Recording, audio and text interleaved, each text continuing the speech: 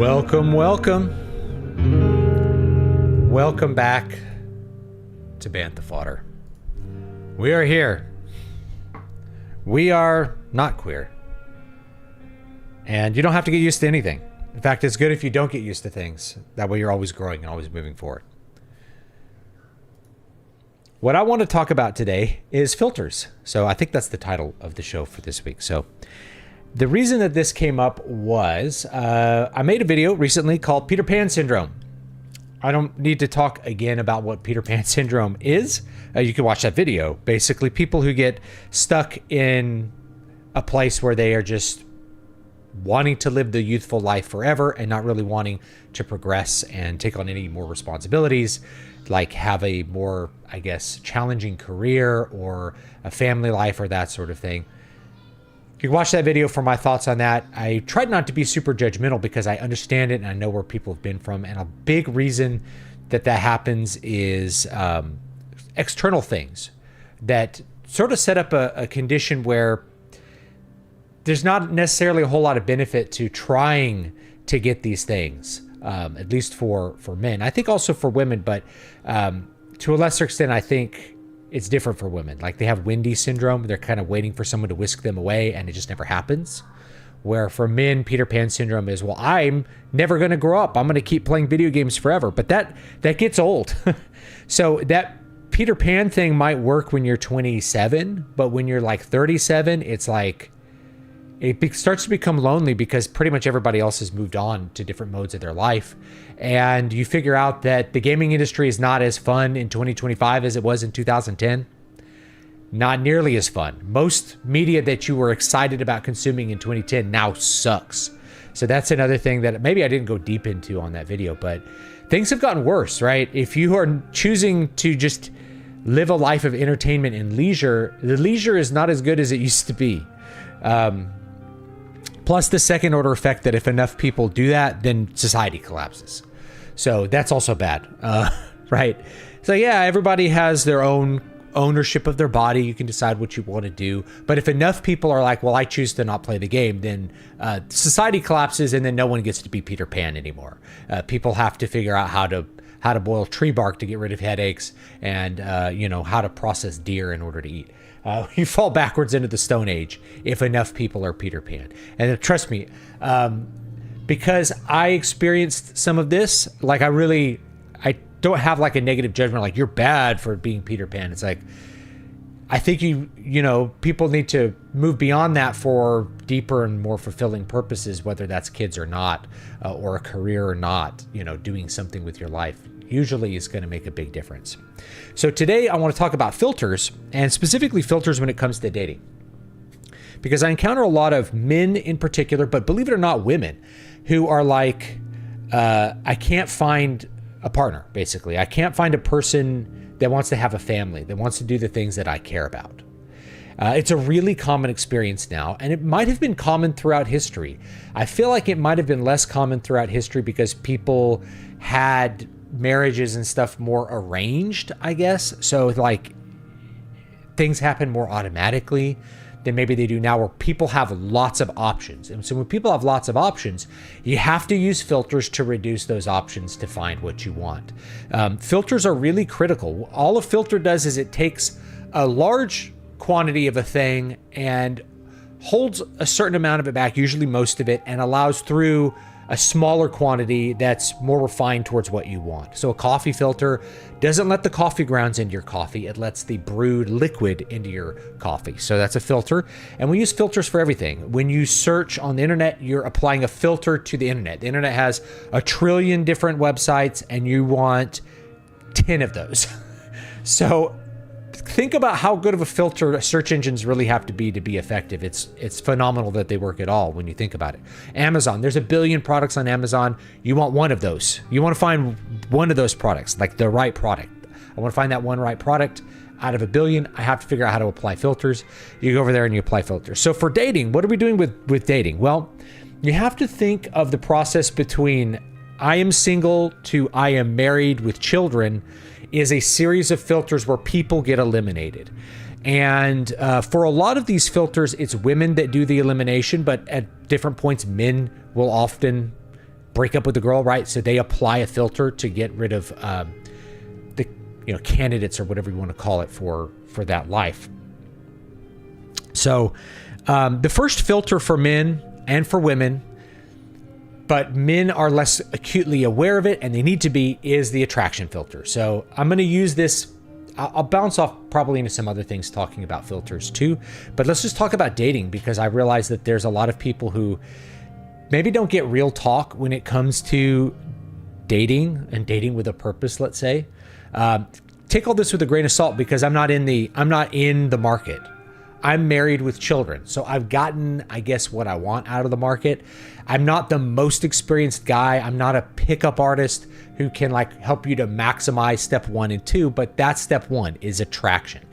And I think it's so much more important if you're going to be dealing with online dating at all, you have to looks max. If you're not looks maxing, then you're sunk basically, because you have to get through that first filter. The first filter is he or she attractive? Men do it too. It's just their filter is bigger at the onset, because men are proposing, women are disposing. You maybe have heard that before. So men are trying to get female attention, and then they start applying filters. They start vetting, what we would call vetting. They find the attention of a woman and they start vetting her to see what category they want to put that woman into. Is this a woman I want to stay with long term? Is this someone I'm trying to have a one night stand with? That's what men do. Women, however, are applying kind of stricter filters towards the beginning when it comes to online dating, because you've maybe seen that graph where it shows how women rate men on online dating, and they rate almost all men as unattractive, and men are rating women, and it's like a nice gentle sort of, it's a nice gentle curve. It's a nice bell curve of how they rate women. So men are applying a looks filter, but that looks filter tends to be pretty open and pretty realistic, hopefully about what they're trying to get, and as far as the attractiveness level of a partner.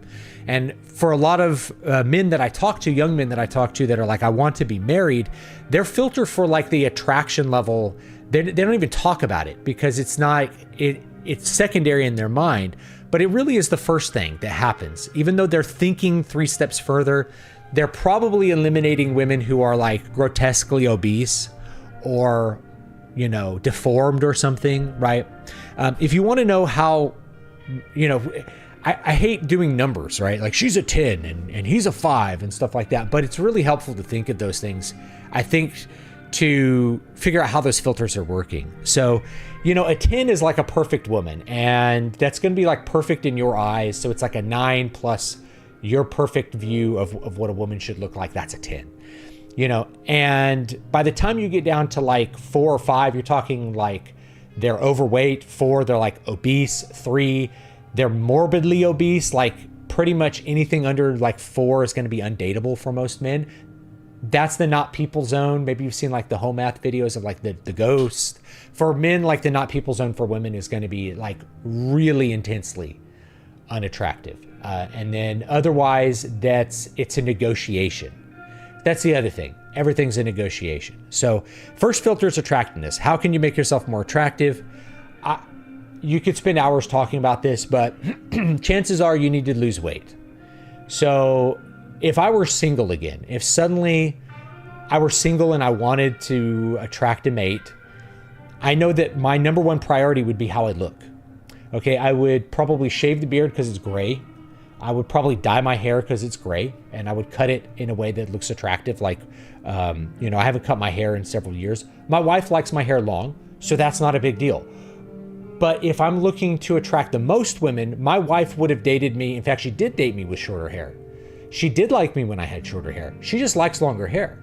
So even though it's a special thing that she likes with me, she still would have dated me with short hair. So you have to think that shorter hair, or maybe it doesn't have to be collar length. Let's say collar length. I'd cut it a little shorter to sort of maximize the number of people that are going to let you through that first filter, right? And then I would be trying to get shredded. Okay, I'm not shredded right now. I'm pretty chubby. So I'd probably try to lose 15 to 20 pounds, get back under 200. And, whatever you do to get there is fine as far as I'm concerned, because if you're thinking about your future, like, and it's people are always debating about, should I take GLP-1s or should I do steroids or something like that? I'm not going to tell you yes or no. I'm telling you what I would do. And the answer is I would do them if I felt like I needed that help to get back down to a low body fat percentage. I don't think I would need that help if I were completely focused on it, because I've been there and I've done that, and I've done that focus, and I've been very, very attractive. And if you haven't been on the other side of that filter, you may not realize just how much you're missing out on by being unattractive as a man. It's like a night and day. I went from being fat to being like shredded, and it was like, I can't even describe it. It's like you walk out and suddenly there's people look at you. Everybody's looking at you all the time. You're like, why is everyone making eye contact with me? Because you look good. People like to look at other people who look good, even men, but like women especially. And you just got to think about it. It's a numbers game. This is probably the best advice that I've gotten from pickup artists years ago, is like, it's a numbers game. A pickup artist will go to a club and strike out 50 times. Most men don't want to deal with 50 women rejecting them, but pickup artists will do it. Why? Because it's a numbers game. You're gonna cycle through until you get to that one that like you're able to do all of your steps for. You're able to get past step 1, which is attraction. You're able to get past step 2, which is personality. So that's filter number 2 is your personality, your game. And then you're able to close the deal, so to speak. So it's a numbers game. And so imagine if you're a guy and you're like, I can't find a woman who wants kids. And it's like, and you go on like 2 dates a year. Imagine if you went on 100 dates a year. Are you more or less likely to find that woman? Even if 98% of the women that you date are not going to be someone that you want to have kids with, you're still going to come out way ahead than if you're having 2 dates and they both fail. Right, you're probably going to find 1 or 2 women in that giant kind of group of women that you're able to have a date with that are you want to not filter them out. You want to take it to the next level, right? So for a man, your first filter is still attraction, but the second filter for men or women is personality. It's how those people make you feel. So it's your game. So if you don't have the attractiveness down, you're not going to get to the game. So there's lots of people who've written tons of articles on like how to have an initial conversation with a woman. I think it's okay to use a script.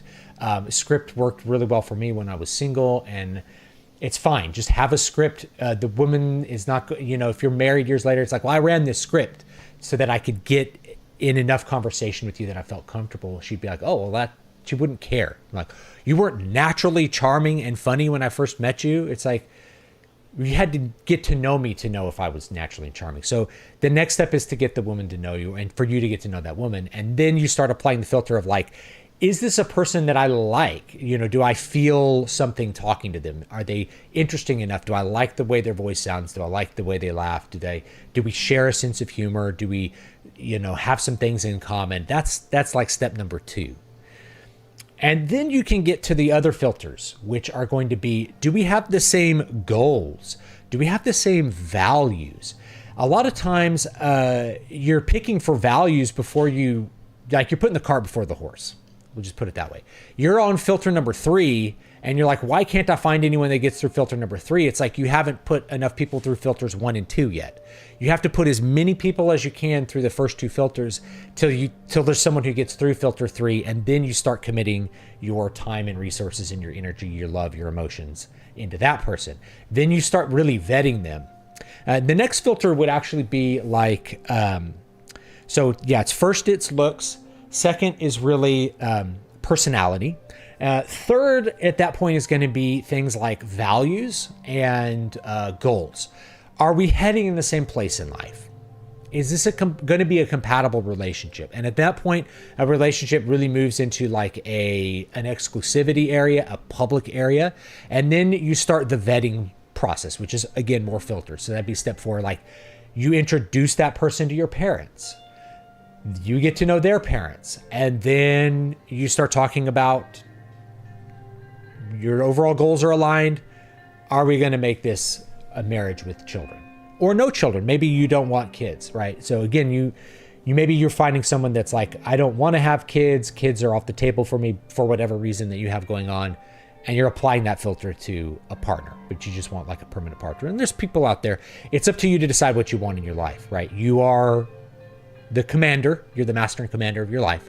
So you get to make those decisions. So the biggest help that I can make when you're thinking about this is thinking about filters. You got to get through that first filter. How are you going to get through that first filter? Well, you have to look really good. And I'm saying the biggest part of looking good is having low body fat. It's just reality. You can throw the messenger in the pot and boil them alive if you want for saying that. Nobody's going to get to know your special personality until they first decide that you're cute. You got to deal with it. So how do you deal with it? Make your body as good as possible. For a man, be as fit as possible. There's other things too. I'm like, can you see my teeth? I've had many people tell me I have a great smile. These teeth are fake. So these are veneers. And they're veneers because my upper teeth were kind of destroyed by a bad orthodontics job when I was a teenager and young adult. And so to fix them, I put veneers on. And I paid a lot of money for those veneers. Actually, my mom paid most of the money. I'll be honest, right? It was like a gift from my mom because she felt guilty about like the braces, like destroying my teeth from when I was a teenager. But I can say other than like losing weight, the biggest thing that made the biggest impact was my teeth. I have had so many people tell me I have a great smile. My wife tells me I have a great smile. I've had other women before I dated her tell me, wow, you had just had such a great smile. Well, that's a damn good investment. Is like cosmetic dentistry is one of the best investments. And the best thing is no one really seems to object to the fact that you made your teeth look better. If you fix your teeth, people are just okay with it. Versus like getting a boob job or something, or like having a facelift. People, they start to get like, oh, you did cosmetic surgery. You got Botox, you got fillers or something, right? I'm not against those things necessarily if they're fixing an insecurity or helping you, like I said, to get past that first filter. We always look at the people who have crazy amounts of plastic surgery as like, that's the example of why you shouldn't have plastic surgery. Well, yes and no. The people who've had good plastic surgery, it's the paradox of the toupee. You say, I've never seen a good toupee. Yes, you have never seen a good toupee because the good toupee is invisible. So, if your work is done really well, you probably look like Tom Cruise, who's probably had work done. But he just looks good. So you don't really think about it. Versus Madonna now, who's had work done, but it doesn't quite look right. She looks weird. So, anyway, I'm not judging anyone who gets plastic surgery. I think it's actually fine depending on what you need to have done. Same thing with nose jobs. You see those TikToks of like the girl who has the big, like, the big eagle nose, and she gets a nose job and then her nose is like perfect. People are like, this is criminal. Why are men upset about it? Well, they're upset about it because her genetics are for like the weird nose and not the perfect nose that she paid money for. But will she be able to get the attention of higher quality men with that better nose? Hell yes. So the investment pays off. You're getting through that first filter. That's the whole point. You're going to maximize the number of quality people. You're going to raise the quality of people that you're able to get through their first filter. That's going to help you out.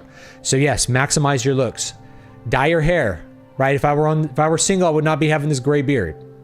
I'd have a black beard and black hair. Okay, and then I would be shredded.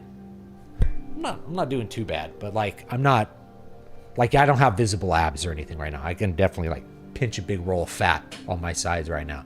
So I would get rid of that. But when I'm married, I'm a little bit more secure in my marriage than that. I'm not terrified of my wife leaving me because I don't have a six-pack anymore.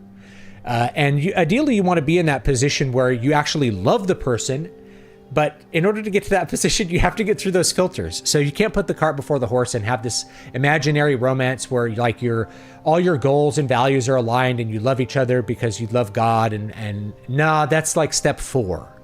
You got to get through step 1, attraction. You got to get through that filter. Step 2, personality. You got to have some game.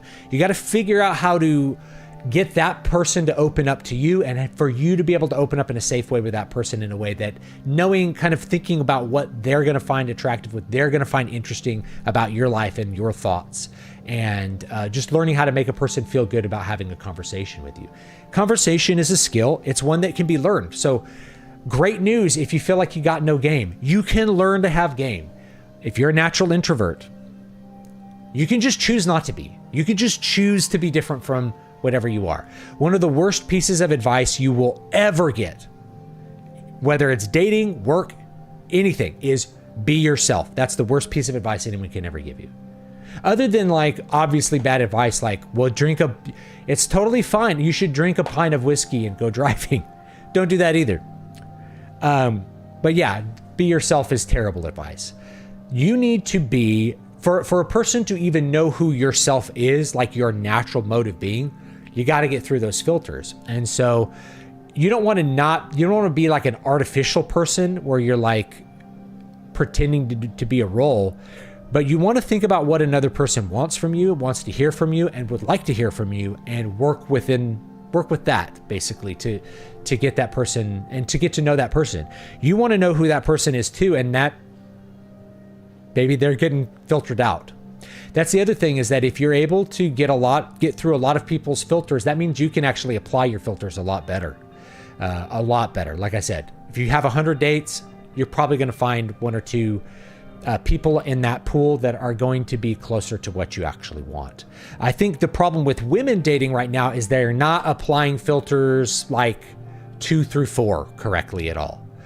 So what happens is they get on their online app, they swipe right on the Giga Chad guy, and of course he swipes on them because men swipe on everyone. And so she goes on a date with him, and because he's so attractive, she feels afraid that like she's going to lose his attention. So she doesn't start applying those filters. She sleeps with him too early. Then he puts her, what category does he put her in? Not the friend zone. He puts her in the hoe zone. You don't want to be in the hoe zone if you're a woman. The hoe zone is not where you want to be. But a man will put you in the hoe zone if you put out too quickly, or if he views you as just an easy lay.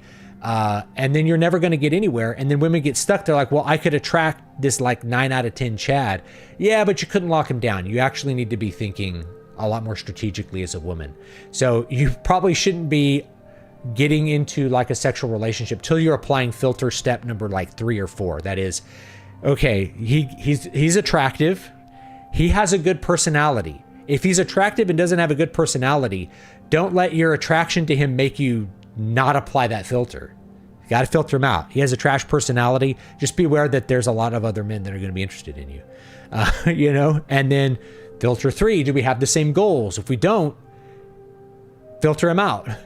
So women are like not filtering men correctly, and it's causing them all kinds of terrible anguish. Men aren't getting through the first filter. So my help for men is like, be as attractive as possible, lose weight, get shredded, get a good haircut. What else? Get your teeth fixed, all that kind of shit. And you're going to have a lot better time of it. So when you view that, and finally you get through the filter where like, we're going to get married, you get married and have kids. And hopefully that will set the marriage up to be fruitful and permanent, because you've vetted that person through all of those steps. Nothing's 100%.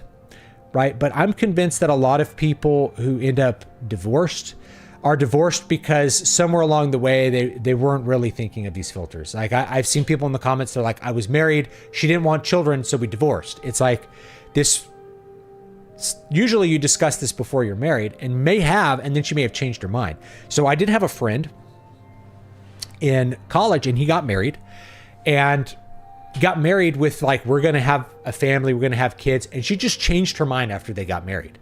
She was like, no, I want to get a doctorate. I don't want to have kids anymore. I want to have this sort of academic life. And so they got divorced, and that sucks, but they hadn't brought kids into the world yet. So in that case, the divorce is really just more like a bad breakup. It's not, and like, that was kind of inevitable. It's like, oh, okay. Your goals suddenly don't align with mine at all. This isn't going to work out. You get the idea. Anyway, let's take a look at the chat, and then we'll talk about some other ways that we apply filters in everyday life for all kinds of things. So when you view it as a filter, I think it helps a lot. And let me tell you, when you're able to like change how quickly you get through that filter number one, it makes a huge and profound difference in your life. You wouldn't think it, like, even if you're already, I remember going to this bar with like my brother-in-law. I wasn't married yet. And like, there was a girl that was there on a date with another guy, and she just saw me telling jokes and like had someone pass to me her number, right? With like this note about how hot she thought I was. While her date was like in the bathroom. And I remember that as a huge confidence boost, because it's like, yeah, like I'm hitting filter 1 and 2 there so hard that women are like wanting to abandon their current dates to have a chance with me, right? That feels really good. When I say that's life-changing, I mean that changes what you view as possible with everything. Like, oh, I'm good. I could get a better job. Oh, I'm good. I don't have to put up with my current bad girlfriend. I could break up with her and find someone better. I know that that's maybe crass, but some people probably need to break up with their girlfriend before they marry them. Like, stop wasting your time. Be realistic, apply those filters. And I come back to this other truth. People got very upset when I said this. I'm like, it's better to be alone than to be in a bad relationship. And if you can be okay being alone with that, you're going to be better. You're going to feel better about being alone if you feel like you have options to not be alone. That too. And the options are going to come from being able to get through those filters. Anyway, let's take a look at the chat. I love you all. Yeah. Your Patreon video really resonated with me since it's exactly what I'm dealing with. Growing up, I had... Peter Pan video, yes. Growing up, I had so many disadvantages that I'm shooting for mediocrity in my 30s. Exceptionalism's out of reach. So, to me, it's not even being about, like, exceptional. It's really just having goals. Because I didn't want... some people took it as, like, you need to have a career and work hard. It's like, no, there's people who just sort of reject having goals. That's Jimmy turns 35 is Jimmy doesn't have goals. Jimmy works and then goes home and plays video games and is content. And I don't hate Jimmy for that, because I am Jimmy. I still play games, right? I just have a lot of other goals and responsibilities. I've always been a person that had big dreams and big goals, and I've always worked on them, even if I did it poorly or they didn't come to anything or they fell flat. I think about all the hours that I've wasted kind of working on bands that didn't go anywhere. And just how disappointing that is. It's really disappointing. But at the same time, I was really trying. Whereas Jimmy and the Jimmys of the world that I've known, I envy them because they don't feel the need to try. So yeah, it's not, you don't have to be exceptional. You just have to have like some goals. Like, what's your basic goal? Maybe your goal's doing a book, that's huge. Most people can't finish a big project like that. Maybe, I have a cousin who's building a house by himself, like by hand. What an amazing project. That's not Peter Pan. No, he's not married, but it's like, he has a huge thing that he's doing. He's just, that's such an explosion of human energy to like build a thing. That's all it is, right? That's all it would take, honestly, to revolutionize your self-thought and your life is like, I'm going to do something. I'm going to do something that's important, that has a goal.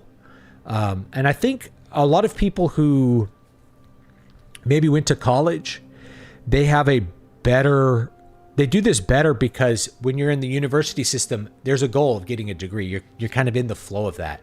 So you could take those lessons and maybe apply them to other things as well. It's not just like doing the rat race or doing a career. It could be building a business, right? You have this goal of like, I'm going to build a landscaping business. You can make a lot of money landscaping. You can make decent money. I'm going to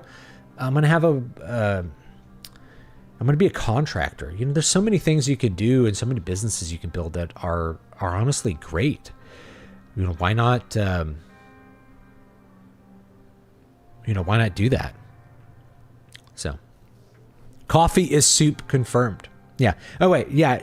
You don't have to be exceptional. You're exceptional just by having a goal in a lot of cases. Maybe your goal is to like run a marathon. you know? And think about, you know, if you're like, how do I appear special to women? It's like, just have goals. Women are really attracted to like men who just have something in their life that they're passionate about, that something's going on. It's like, what do you like do in your free time? So if a woman asks, what do you do in your free time? The answer shouldn't be, I play video games. Even if you do play a lot of video games, you need to have like another thing that's going on. You'd be like, yeah, you know, I'm into fitness and I'm working on my first Ironman super marathon, my ultra marathon. I'm trying to figure out how far I can take my fitness. I'm going to do an ultra marathon. I've done marathons, you know. If you tell a woman like, yeah, I run marathons, she'd be like, damn, this guy is for real. Like, that's a serious thing to say, I ran a marathon. It's like saying I wrote a book, and it's the same thing. Oh, what do you do? Well, I write books.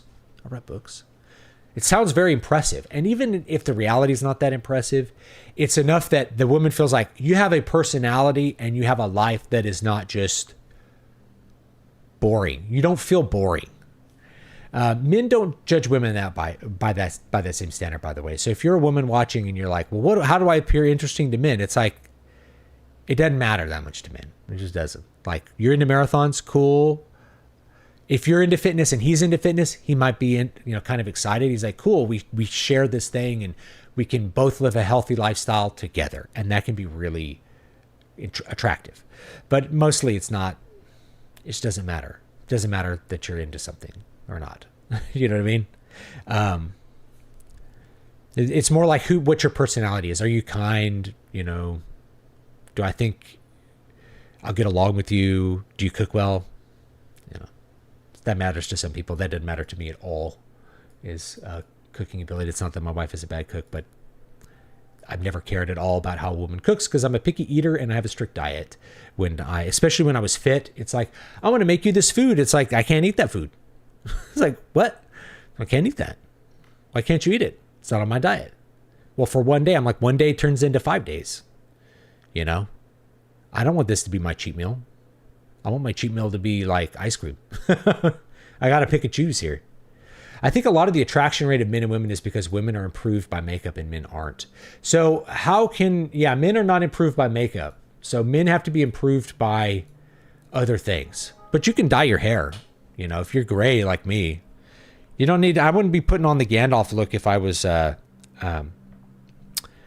wouldn't be doing the Gandalf look if I was actually trying to attract someone. Hold on, I got to text my wife here. Tell Olivia that Curtis is outside. All right. Okay. Where was I? Yeah. Makeup helps women. Makeup helps women for sure. It will, let me think about this. Makeup and hair can take a woman up 2 points, let's say. So if she's a 6, she can look an 8. If she's an 8, she can look like a knockout with hair and makeup. But for men, you have to think like, do men need the makeup? No, we don't really need the makeup. Maybe if you're trying to get through that first layer, once you've established the personality part, you don't need to keep up the appearance as strong. You just don't need to. And in fact, it can actually be a turnoff if we're always worried about your makeup. You know, and some men are turned off by makeup, but usually makeup works, especially if you're doing it, say, moderately or in a subtle way. Makeup is usually going to help to attract men. And it's women also enforce that other women need to wear makeup. But the thing you probably shouldn't do as a woman is do what makeup tutorials on YouTube tell you to do, most of them. So makeup that works for like a porno shoot or a YouTube video are probably not going to work that well in real life where you're in 3 dimensions moving around a person. And that's because like the contouring and the kind of like the crazy makeup that they do, first of all, you're not going to be able to keep that up in a relationship. So you don't want to start at that level if you can help it. But also it just doesn't look good. It doesn't look good in regular lighting. So if you show up with like contoured makeup, man's not going to like it. Is tea a soup or is coffee a tea? Coffee is a tea, I think. Long hair helps. A lot of women are really into it. So, yes and no. Here's my advice on this. And this goes for women as well. In fact, it's probably more important for women than it is for men. But it's important for men as well. Let's say, talk about hair length, right? My wife likes long hair. I said that my wife dated me when I had short hair. She dated me when my hair was shorter. She knew me when I had short hair, and she was attracted to me. When she met me, I had short hair. That was a long time ago. And we didn't date right when we met. But like long hair, she's into me with the long hair. So yes, a woman who likes long hair will like that you have long hair. The woman who doesn't like long hair will not like you because you have long hair. Chances are you're not, like, it's like a same thing with maybe tattoos, like anything that's a little bit out of the ordinary. There's people who really like that, but those people who really like that would still, they still like people without that thing. So the woman who likes long hair and is into long hair is still going to be really into the guy with short hair if he's hot. The long hair is not going to make a difference. It's not going to be the make or break part. And the man who's really, maybe there's, you know, it's like when girls cut their hair, like women should wear long hair. If you're trying to attract a man, the highest quality man possible, you just want to play the numbers, right? Long hair. Don't wear short hair. I'm just telling you, don't ever wear short hair. Why? There's men who are into short hair. They are a small percentage, but there are men who straight up will not date you if you have short hair. They won't give you the time of day. They see the short hair and it signals to them all the wrong things. You know, and I remember, like, I've known girls that cut their hair really short sometimes, and they're like, I just wanted it to be short. And it's like, you are unattractive now. My attraction towards you is gone. You know, it just disappeared. Same thing with blue hair. Like, there's lots of subtle social signals that people put on their bodies. If you're dyeing your hair, if you're doing a crazy hairstyle, you're identifying with a subculture. And for people that are really into that subculture, that is attractive and interesting to them. But if you didn't have that and they were into that subculture, they would still like you. It's not a filter. It's a preference. So we're talking about filters, whereas short hair will filter you out for a lot of men. So if you're a woman with short hair, you're going to get filtered out. And if you're a man with long hair, you're going to get filtered out a little bit. Now, when I say long, I mean my hair is like long, you know, my hair goes down to down my back. I'd probably cut it. You know, I don't know, find some pictures of me with like kind of, like if you look at my profile picture on the channel, like that's the length of hair that I usually wore. It's not short. Like it's long enough to be, you know, kind of stylish, or was at the time. So it worked, but it wasn't like metalhead long hair. So, you know, it all varies. So you don't want to filter yourself out. And so doing weird things to your body will filter yourselves out. If you get that septum piercing, there might be a guy who's really into the septum piercing. Guess what? He would date you if you didn't have the septum piercing. But there's many men who will not date you because you have the septum piercing. So don't get it.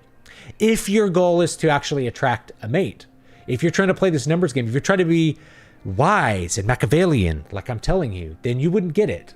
You wouldn't get the nose piercing. You wouldn't do you wouldn't have any weird piercings because it filters people out. Yes, it's a special attraction for like a weird fetishist, but do you really want someone whose fetish is like the septum piercing? Is that actually the person you want? Or do you want a person that's different from that?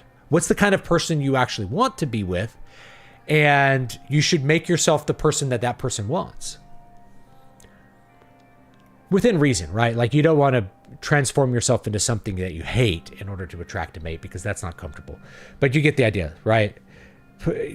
Doing weird piercings is just going to filter you out of the dating pool for a lot of people, whether you're a man or a woman. Same thing with tattoos. You know, why shouldn't you get a bunch of tattoos? Because the people that are really into tattoos are a smaller number than the people who will just not be attracted to you because you have tattoos. So that means you should avoid tattoos, because the people who are super into tattoos, and I've known them, you know, I've known women who are like, super into tattoos. Guess what? They were super into me without tattoos. It wasn't a make or break thing. It wasn't a filter. It was a preference. So know the difference between a filter and a preference. Better if the long hair is maintained. Long, gross hair is just extra gross. I've had many people compliment me on my long hair and ask what my hair care routine is. I start getting old, got less hair than I used to have. So that doesn't come up as much anymore, but it used to come up a lot. And then I just shampoo it, dry it, I just have gray hair. I wish working on the Riz was easier. Getting fit and looking reasonably appealing isn't hard. Being charismatic does not come naturally to me. It does not come naturally to most people, but it's something you can learn. Like I said, you can find a pickup artist that has a good script And you're just going to use that script to get to know women. You're not going to use it to try to seduce them into one night stands, because you actually don't want that kind of woman. You want to filter out the one night stand woman if you're looking for a long-term relationship. Anyone who would have, who does one night stands, it's like a filter out. And women don't understand this. It's like, I told him he didn't seem like the kind of guy I would have a one night stand with, but someone I would stay with. And then he broke up with me. It's like, what did I do wrong? Well, you told him you like one night stands and that he wasn't in that category, that he wasn't attractive enough for you to just want him. So he's like, oh, I'm not attractive. I'm like money to you. So he immediately felt like he turned into a wallet that you were like a piñata you were hitting to get money out of. So he's like, yeah, I broke up with you. You didn't really think that through. So as a woman, you shouldn't do one night stands because it lowers your value towards the men that you actually want. General piece of advice. I don't know how many women are watching. Women can honestly tell each other all the information that they need, but most women don't listen. They're influenced and hypnotized by media into thinking that life is a series of sexual escapades. And if you're not having sex with a bunch of random people, you're missing out on a bunch of experiences. And then when it's like, but I want this permanent thing in my life, now you are going to have a much harder time getting it because you're now on the wrong side of a filter. You're on the promiscuous filter. You're automatically in the hoe zone for most guys that you meet. Sorry. Yeah. Pray for me. It's a nightmare hellscape up there. I get it. I'm giving the best advice I can. It's old. Take it with a grain of salt. I've been married for over 10 years at this point, but I feel like the evergreen stuff, the stuff that was true in 2010 is the stuff that's true today about attractiveness, which is you got to be as attractive as possible. In fact, it's more important now. It's far more important for a man to be attractive now than it was 15 years ago, because even, 15 years ago, people weren't super into online dating. Like online dating was like eHarmony and like that kind of thing. It wasn't like a Tinder where you're like swiping and you're just like glancing at hot, yes. Ugly, no. Like you weren't doing that. Women weren't doing that. So you would meet a woman like at a club or a bar or a social function, could be at the country club, whatever. You could approach her, begin a conversation, and she would become more attracted to you the more you talk to her. So your game mattered a lot. The game still matters, but the attraction filter happens a lot more quickly and you can get rejected a lot more quickly. Whereas at the social function, you're physically in the same space. She can't just take one look at you and be like, go away. She could if you're like the Elephant Man or you're coming up creepy with like, I don't know. I'm thinking a lot of funny things that I want to say on YouTube. Yeah, exercise and workout only help in physical and mental confidence. Yeah. What's the upkeep for veneers? Wear and tear. I'll tell you those. Okay. The upkeep is 0. These I have are a name brand called Lumineers. They didn't pay me to tell you that. I don't even know if they're still around. So the upkeep is 0. I have one that is cracked right here. Now that one has broken twice. And it broke because it was made slightly the wrong size. Slightly too big for the tooth. So it was really rubbing up against that first molar and it split in half. And so part of it flaked off. I had it replaced for free. They replaced it for free because there's a warranty. My teeth had a warranty. And that one, years later, it also kind of broke in the same place. But you can't really tell till I get it at a really certain angle that there's a veneer there. So I just haven't felt like spending the money. It'd probably be, a couple $100 to have a new one put on, maybe more. They're not cheap to get them done well. But the upkeep 0, it's just like having a normal tooth. There's just an extra layer to the tooth, and the veneers are better than teeth because they don't stain. They're actually even harder than your enamel, so they're really super durable. Mine are supposed to last for 20 years. I'll be coming up on 20 years for these veneers in 2030. So another 5 years, I'll be looking at, do these veneers need to be replaced? To replace the veneers, they basically break them off. I don't know how they do it, but they do it. And then you can have new ones put on. Those last maybe another 20 years. So you're looking at very little upkeep, close to 0 upkeep, because they aren't a crown where they're grinding your tooth down. Don't get crowns. Like, I'm not going to tell you what to do, but like maybe you need crowns because your teeth are too far gone. My teeth were still there and healthy, so veneers were appropriate for me. But you see, like, don't go to Turkey to get your crowns. I feel like I can just say that. Most dentists will tell you not to do that. If we need to correct a thing, like maybe you just need Invisalign, maybe you just need braces to like put the teeth into a better shape and get your bite fixed. My bite was completely effed up to where I couldn't, my teeth closed like this and I couldn't open my mouth. I mean, I couldn't bite all the way down. So what had to happen is they had to let the top teeth spread out so that I could actually bite appropriately. But then there were all these gaps in the teeth and they were like sliding on the front teeth. So we had to first kind of allow my teeth to open up because the braces closed it up like this. I almost had an underbite. It was really horrible and completely very uncomfortable. It's still not right. My bite is not right, but it's like, it's better now. And then we put the veneers on it to kind of close those gaps up and fix what was with the flaked and chipped teeth. I need to clean my glasses. I thought you were asking about upkeep for wieners. Yeah, my glasses are...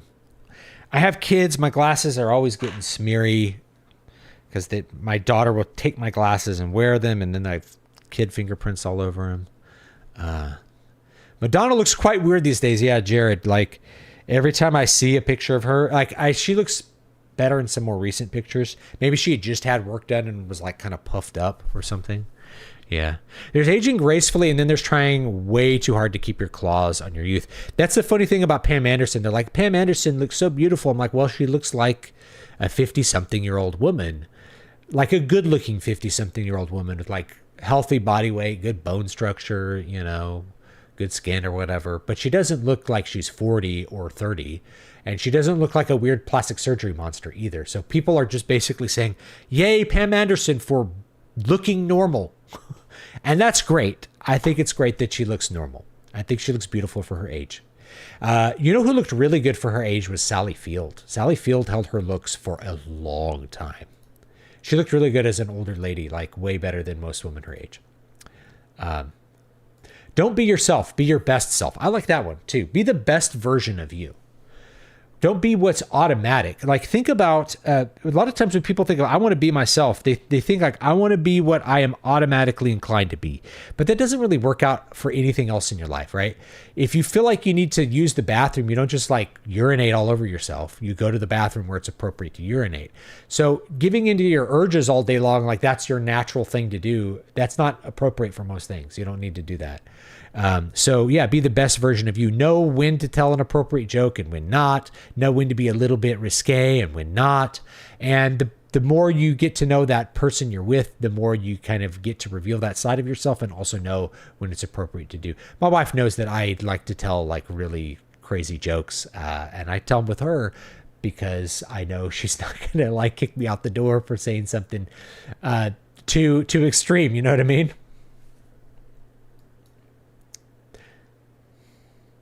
People who have good personalities can also be psychopaths. That's an interesting thought. There's a need to be careful about that. Yeah, that's why you want to spend time vetting somebody. You don't want to just meet someone and be like, oh, this person is great. I'm going to marry them tomorrow. No, you vet them a little bit. Come on.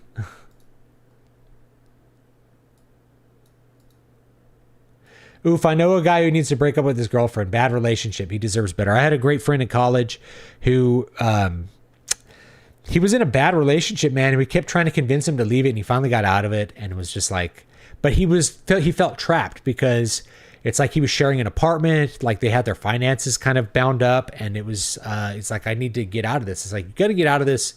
You can sleep in my couch if you need to, right?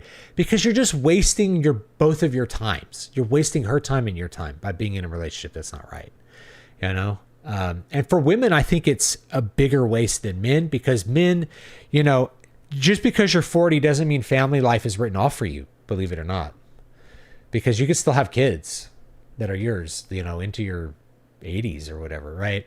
Now, like, sperm quality decreases, but you know, you get my point. For women, you literally run out of eggs. So wasting 5 years of a woman's life in her 20s is like devastatingly cruel. you need to, and I'm serious here. I'm thinking from a woman's perspective. It's like, she views the relationship as going in a certain trajectory, as like, we're going to get married and have kids. And 5 years later, she has to break up with the guy because he's a loser, right? Most of the women that I know that this happened to, they started dating a guy like in high school or college. And their trajectory was like, okay, I graduated college and I have a job, and where's your job? Why aren't you doing this? And where's this going? All of a sudden you have a kind of a come to Jesus moment where you're like, I don't think this is going to happen. And if I spend another month with you, I can't spend another 5 years waiting on you. My eggs are going to run out, you know? I'm not going to be able to have the kid. I'm not going to be able to have kids if I stay with you. So even though I really like you and we have a great history and we get along, I have to break up with you because you just aren't living up to that goal that I thought we were going towards. Or maybe the goals weren't defined because you got together too young to have those goals. And so you grow up, you grow up, and it's like, but I've known you'll find many women that complain. It's like, I was with him for 7 years and then he finally proposed. I'm like, what were you thinking? You should have jumped him after 18 months if he wasn't proposing after 18 months. He doesn't want to be married to you.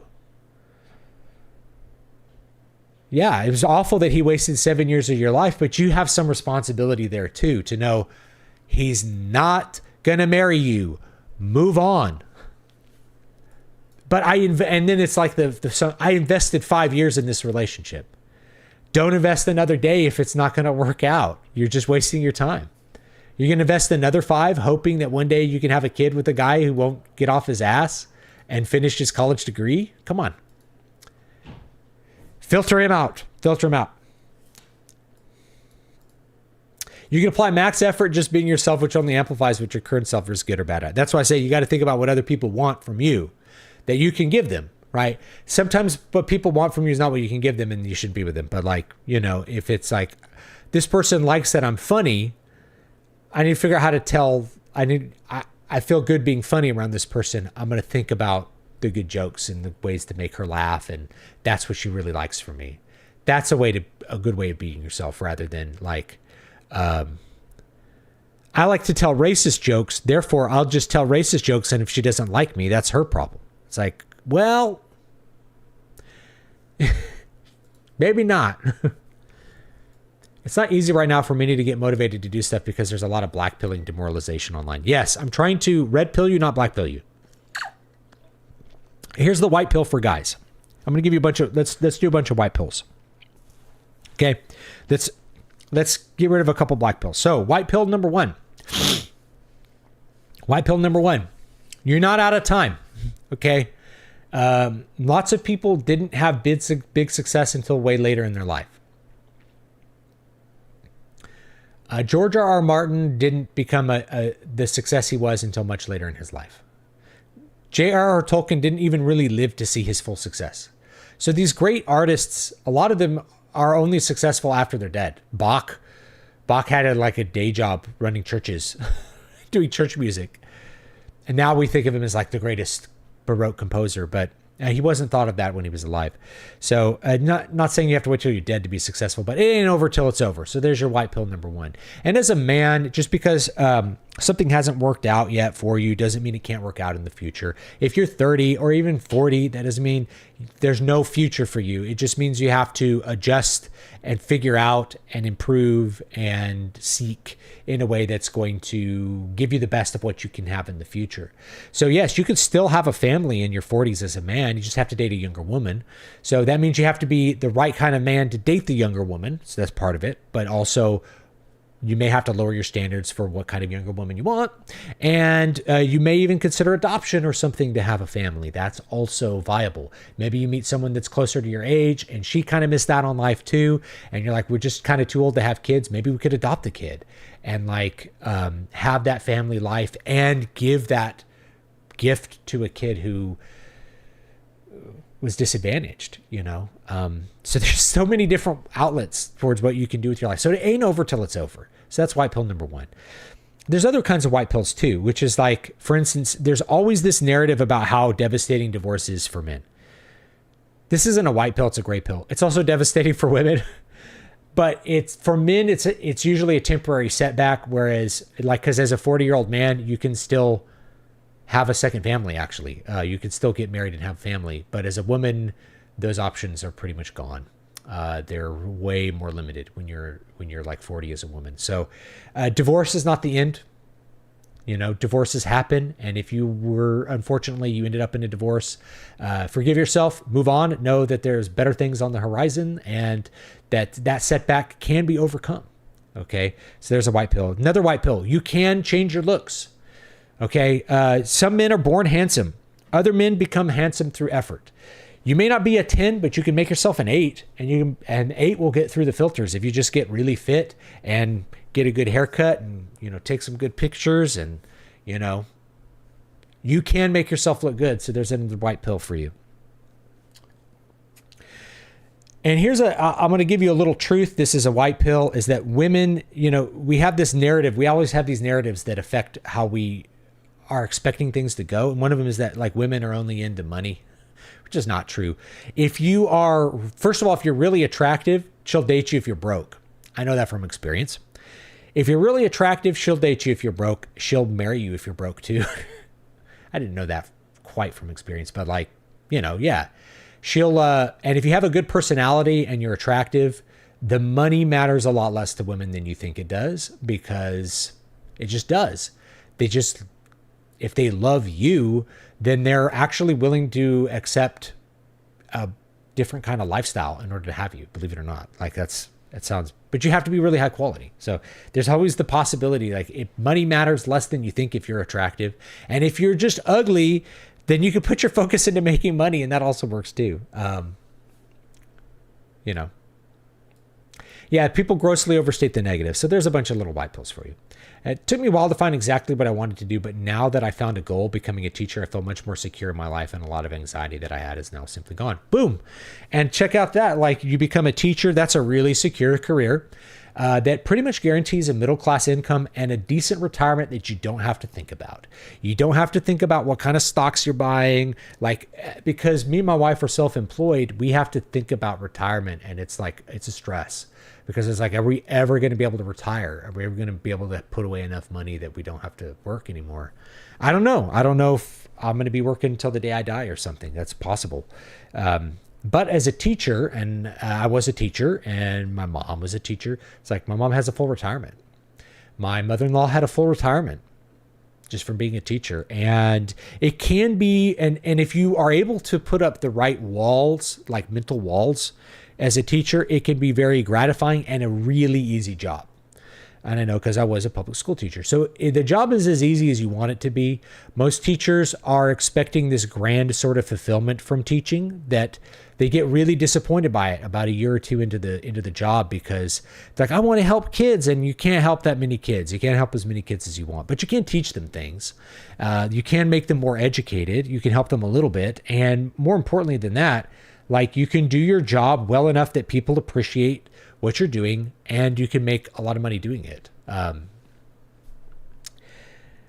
See, I always mention like teacher salaries, and the teachers make more money than you think, especially if you can get really far over on the teaching schedule. So if you're a teacher and you're unmarried, Mr. Combat Master, I assume you're a man. I'm like 90% of my audience is male. Maybe 85%. So I just assume that you're a man. So if you're single and a man and a teacher, it's really easy to save money. Just live in an apartment, put away a lot of money, and work on yourself, and take a lot of continuing ed classes. Pick up a master's degree at night. Why not? If you don't have that much else going on, go get the master's degree in whatever excites you. And that master's degree is going to move you over. The earlier you get it, the more it pays for itself. It can move you over a couple spots. You can get one from like the local university, probably cheaply. If you have a local state university, certainly in California, it's not that expensive to get a master's degree from like Cal State. So just go get one, and then you move over like me. And it was all the way over on the teaching schedule. And then your years pile up. I knew people that made over $100,000 a year as teachers, and they didn't do shit for work. They were bad teachers. But point is, I got paid $100,000 to work 6 hours a day. Not bad. Because then you have all that extra time you can do stuff with. Spend it with your kids and your wife. Go on vacations in the summer. Take classes that enrich you. Write a book. Write a novel. I wrote like 4 books while I was a teacher. Big books. I wrote Water of Awakening like on my lunch break. I wrote Muramasa like on my lunch break. I wrote what else did I write? I wrote a bunch of books like on my. I wrote Bright Children on my lunch break when I worked in California. Women are attracted to men who have the same interests. A little bit. Most women are highly status oriented, so they want their man to look good and be part of something bigger. So yeah, get through the first filter of looking good is the most important thing that I'm talking about here. And yeah, be part of something bigger. Even if it's like you can join Knights of Columbus. Just be part of an organization. Be a country club. Be part of the country club. That helps too. Women's makeup is so good now they can totally change their look, almost like a photo filter. Yeah.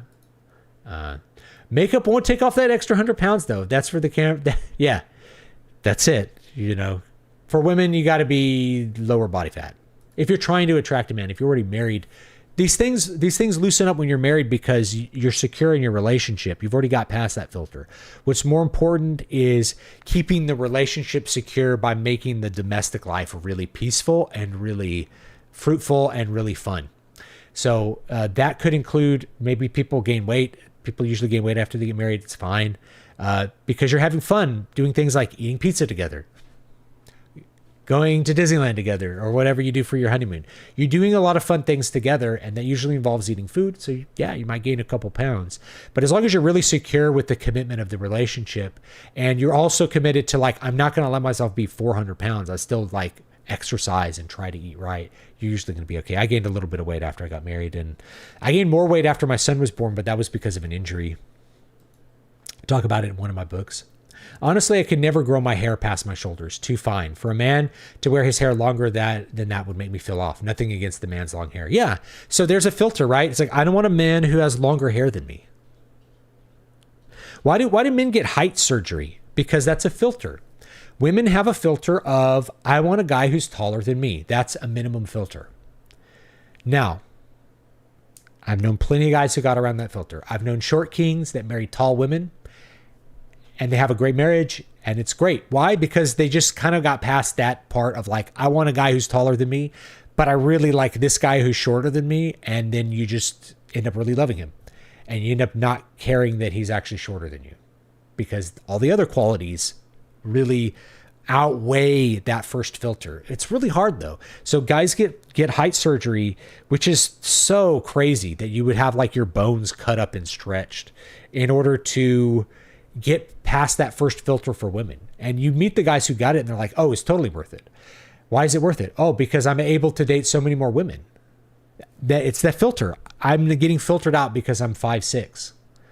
If I was 5'10", I wouldn't get filtered out.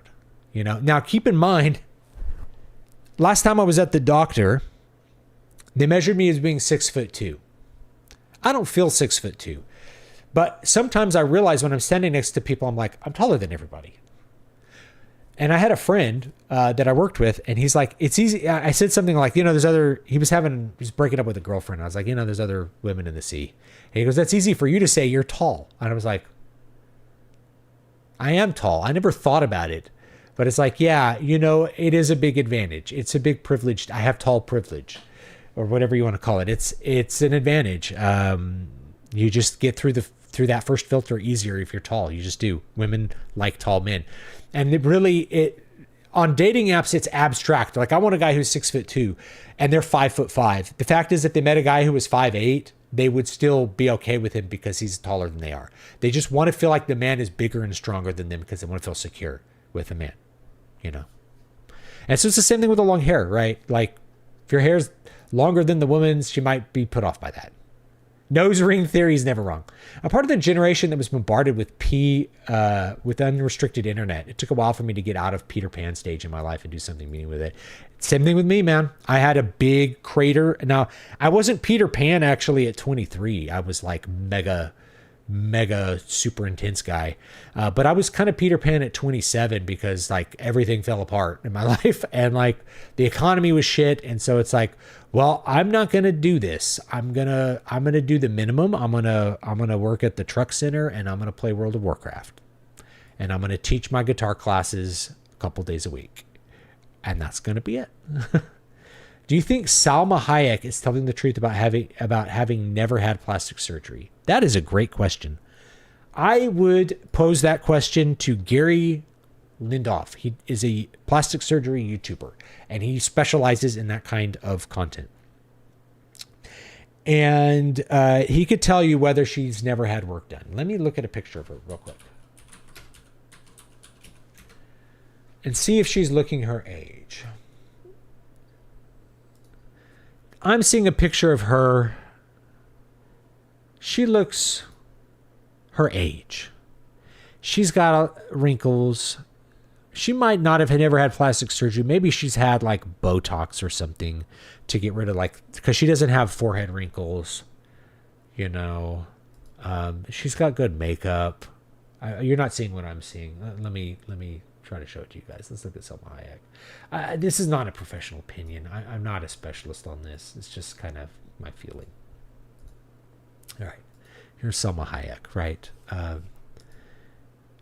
You know, let's find a recent picture of her. Like this, you know, if we look at this, she's, you know, I guess she looks good for her age, right? She's like 60, I think. You know, I don't know. There might be filler there. Usually filler's going to show up if she's smiling. So they take these pictures of them not smiling because the filler looks better when you're not smiling. But when she's smiling, I'm not seeing the bunching up under the eyes. I'm seeing wrinkles, which is pretty natural. So, but her forehead's very smooth. So she might have had Botox somewhere, which... Does that count as plastic surgery? I don't know. You tell me. I'm not against it. Keep in mind, she's an actress. She's an actress. And so if you're an actress, you got to make sure your assets in your face and the rest of you are good. So like, yeah, I wouldn't feel, and you don't come out and say you've had plastic surgery either. If you can maintain that lie, then you maintain it.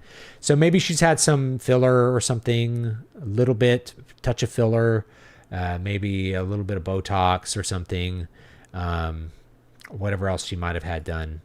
It's probably pretty minimal because it doesn't look extreme. And even if she had, I don't know, a small facelift or something, who cares? Like part of her job is to look a certain way.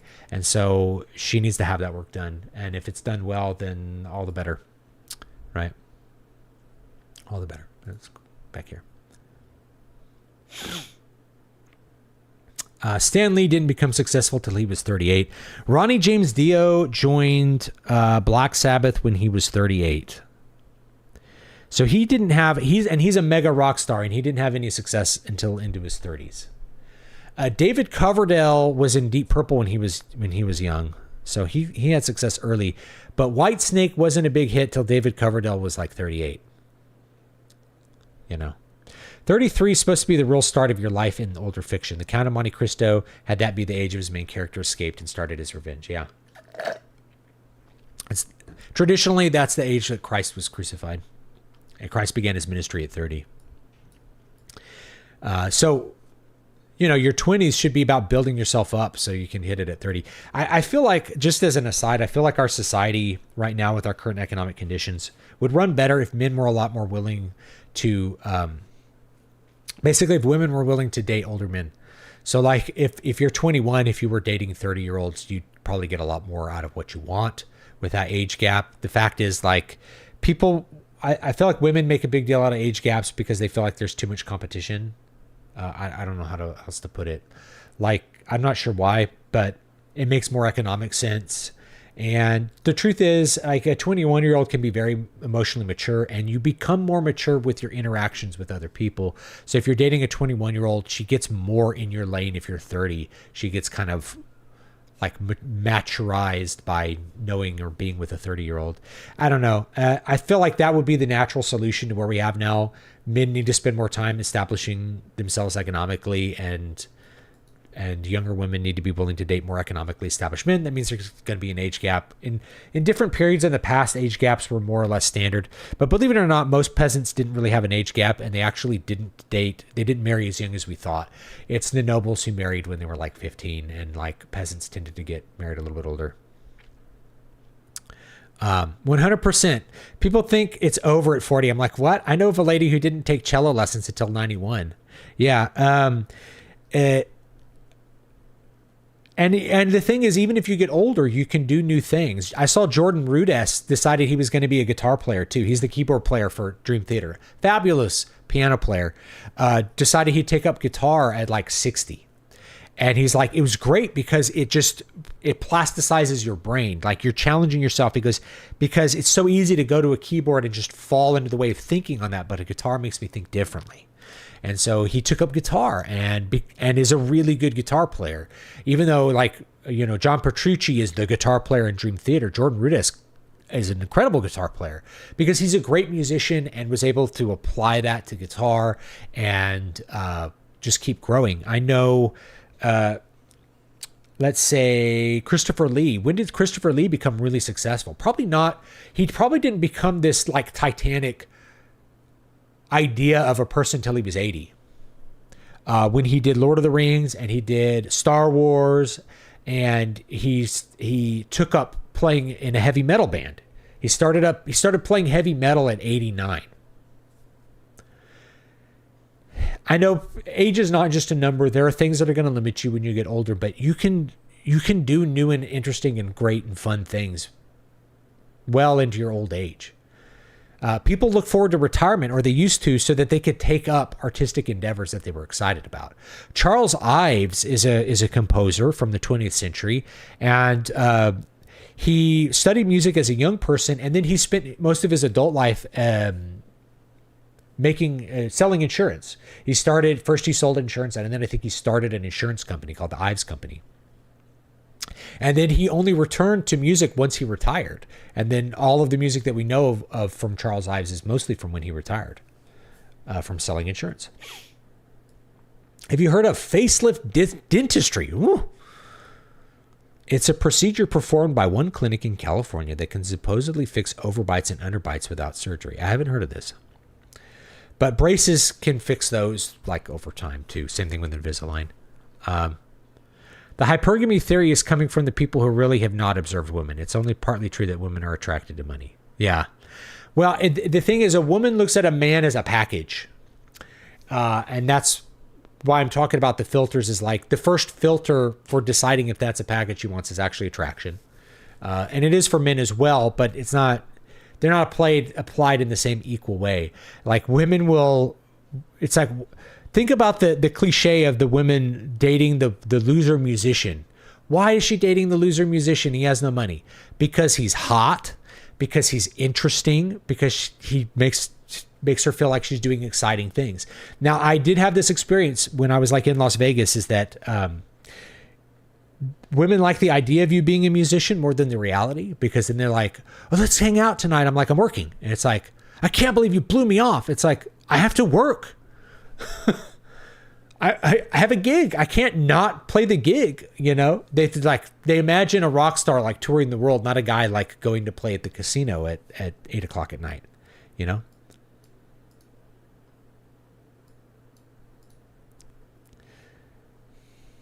Women don't generally know this, unfortunately, but a good man is also a plus. Being good to a woman is very attractive. That said, the woman must be good too. Yeah. Hopefully you're applying your filters, right? I don't think retirement is going to exist much past the boomers. Retirement was actually kind of invented. I mean, it's not invented, but like this idea of you retire at 65 was kind of invented in the Roosevelt era as a way to try to alleviate unemployment, believe it or not, to give people money to not work so that other people could work. AI is going after teachers' jobs. But there's a lot of people with a stake in teaching jobs continuing to exist. AI will force teachers to do their jobs rather than be a babysitter. That's how I feel about it personally. See, I get excited about AI making homework. I've talked about this. AI making homework worthless.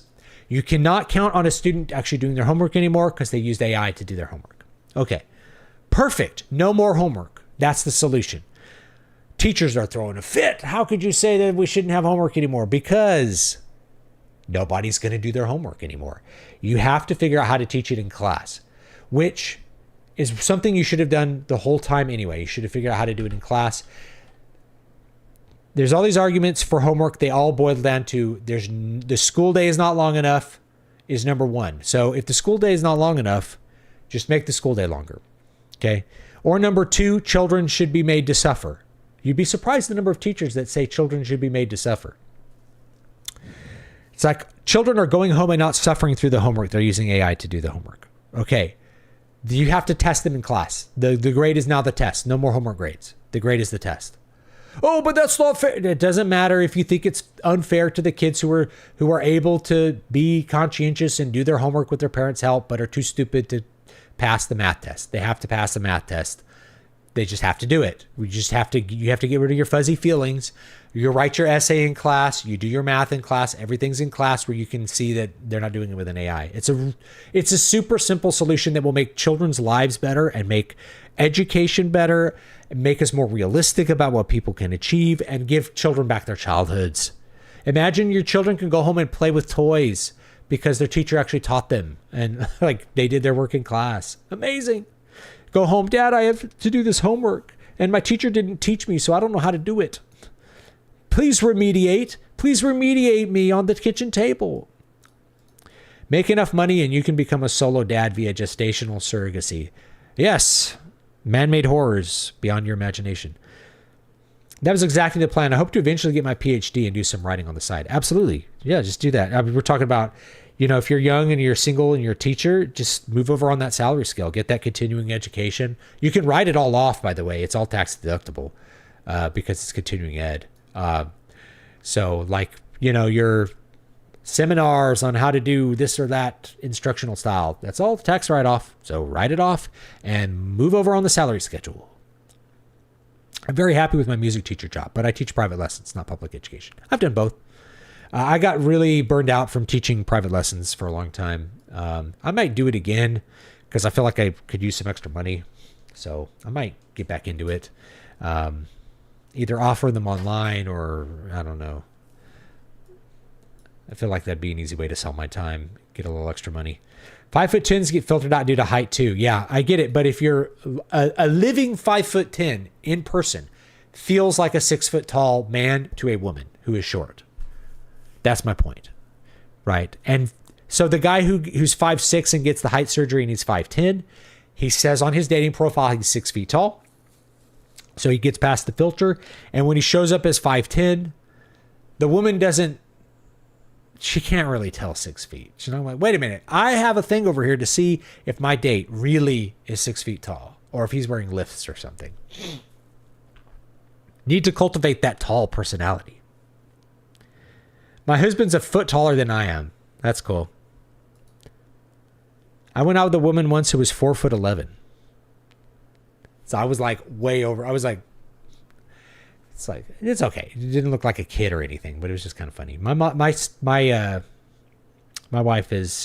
she's not a full foot shorter than me. I think she's 11 inches shorter than me. I love her so much. All right. My first exposure to the idea of height surgery was the movie Gattaca. Yes, Gattaca is an amazing movie. I need to review it. It's a great movie. We should watch it. What I'm going to do for next week, I think we're going to talk about Force Awakens because we're coming up on the 10-year anniversary of Force Awakens, and I would love to revisit it. I think I'm going to watch it with my son, see if I can convince him to watch it. Either this week or next week. Let's take a look. Okay, maybe the week after next.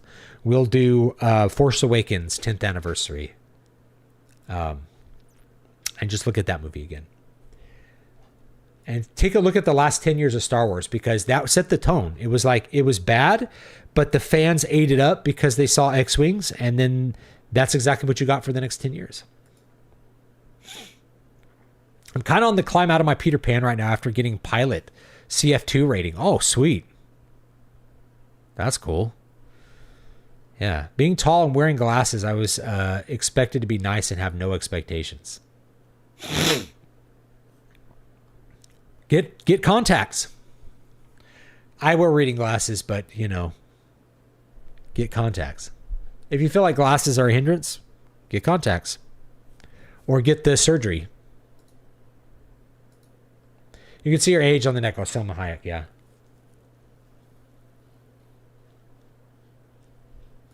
One reporter said that she pulled back her hair to prove she has no facelift scars. Facelift scars will be, again, it's the toupee thing. They'll be invisible if you have a really good surgeon. Smart men know not to tell if they know she has had plastic done. Exactly. They do dating older men. They just lie. Okay. It's become sugar daddies and not official. Ray Bradbury lived with his parents until he was 30 and never learned to drive his entire life. I think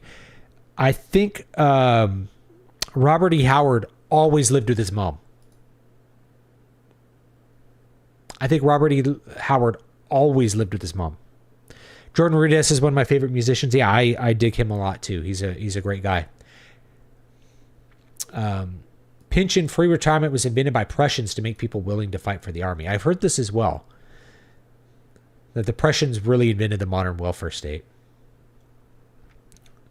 I'm not sure though. So we have like medieval evidence of people going into retirement and like coming up with contracts to give their farm over to like their kids in agreement for like a stipend. So like there's the idea of retirement, but not in the way that we think like a government pension or like you have a pension fund that just pays you an income. You know what I mean? I had 2 hours of just math homework a night in junior year. Absolute misery. Yeah. Should have had a 2-hour math class. Why not have math for 2 hours? You do the work in the class, and if you have problems, the teacher's right there to remediate. It's way better than sending a kid home to do homework with his parents who don't know trigonometry or can't remember it.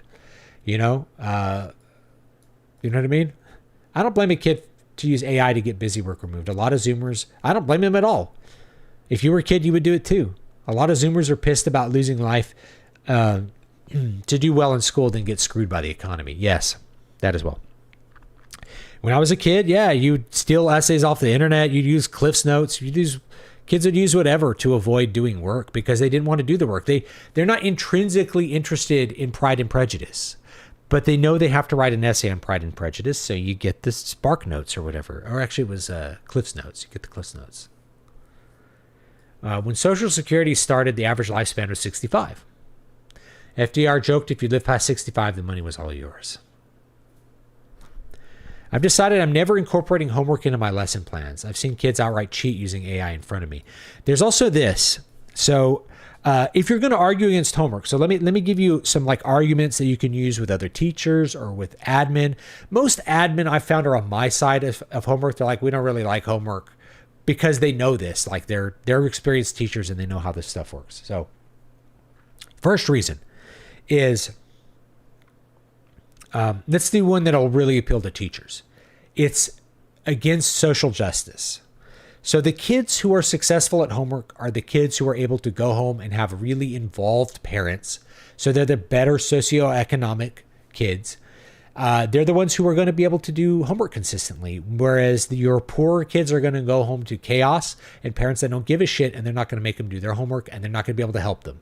So you are grading the advantage of having good parents rather than making things equal. So that's a really good argument that works on teachers. And it's true. But my whole thing of not giving homework is not to make things more equal, but really, I don't want to punish any of the kids, Yeah, women want 6 feet, but they don't really know what 6 feet is. They really are perceiving, do you feel taller than me? 5'10" is usually good. That's average. But even if you're not, it's just, can you get to know a woman long enough that she doesn't care about your height? That's the trick. With online dating, the answer is pretty much like no. But if you're meeting people in the real world, the answer is yes. You can absolutely be attractive physically enough, like be fit, but 5'6", and go up and talk to the woman and be really charming. And all of a sudden, the fact that she's looking you in the eye or even taller than you because she's wearing heels or whatever, just suddenly doesn't matter. Suddenly she's like, well, I like this guy though. I hope he asks me out.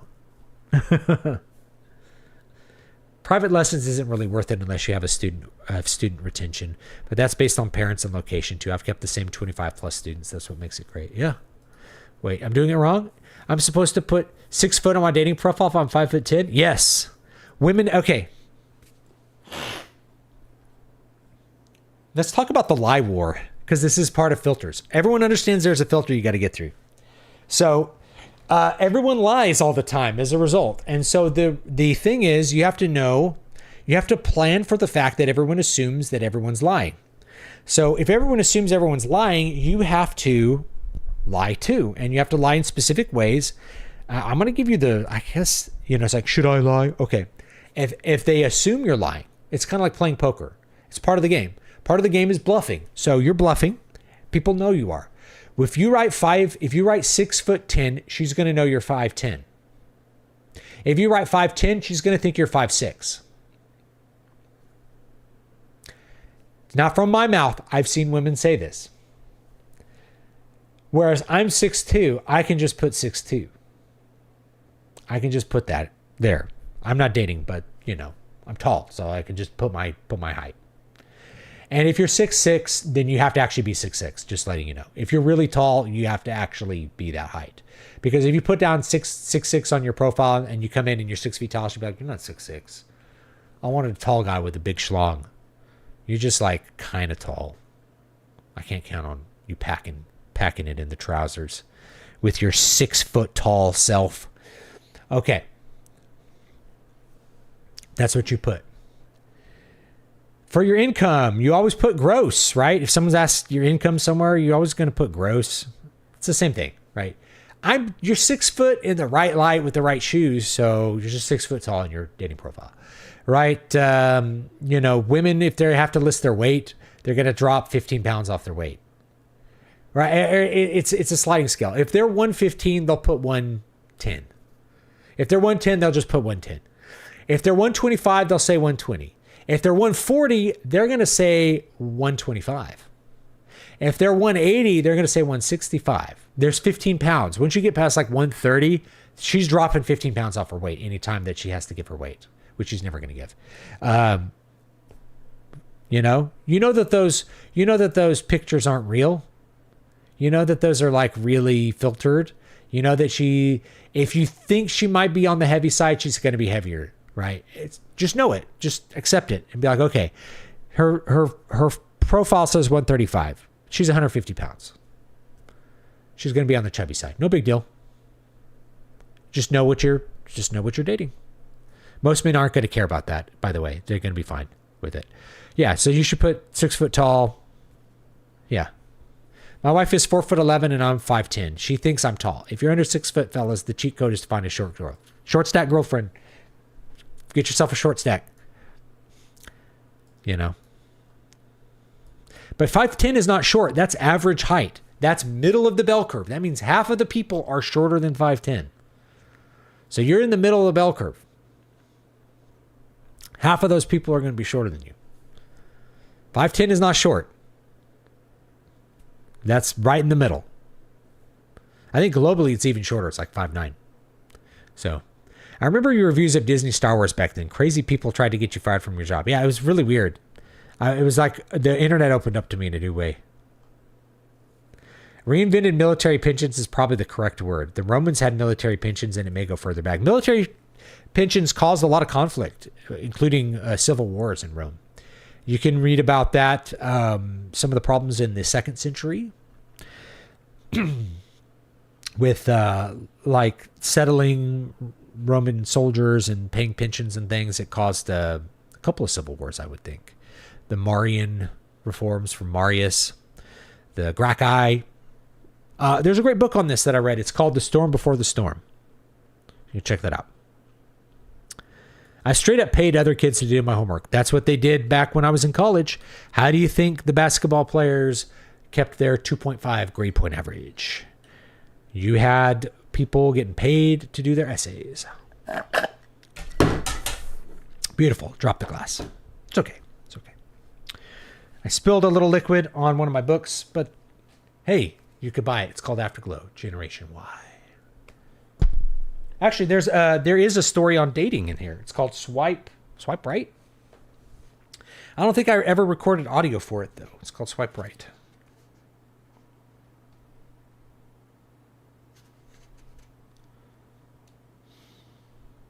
Yeah. Swipe Right. There it is. Yeah. It's about like millennials, divorced millennials trying to figure out dating. Kind of fun.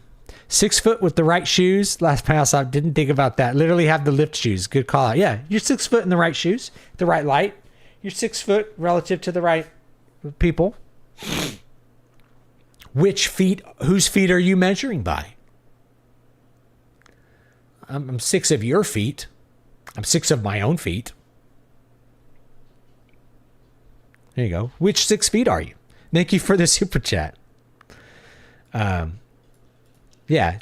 The people expect you to kind of lie on those things. So yeah, girls already adjust. Oh, here's the other one about lying, right? Body count.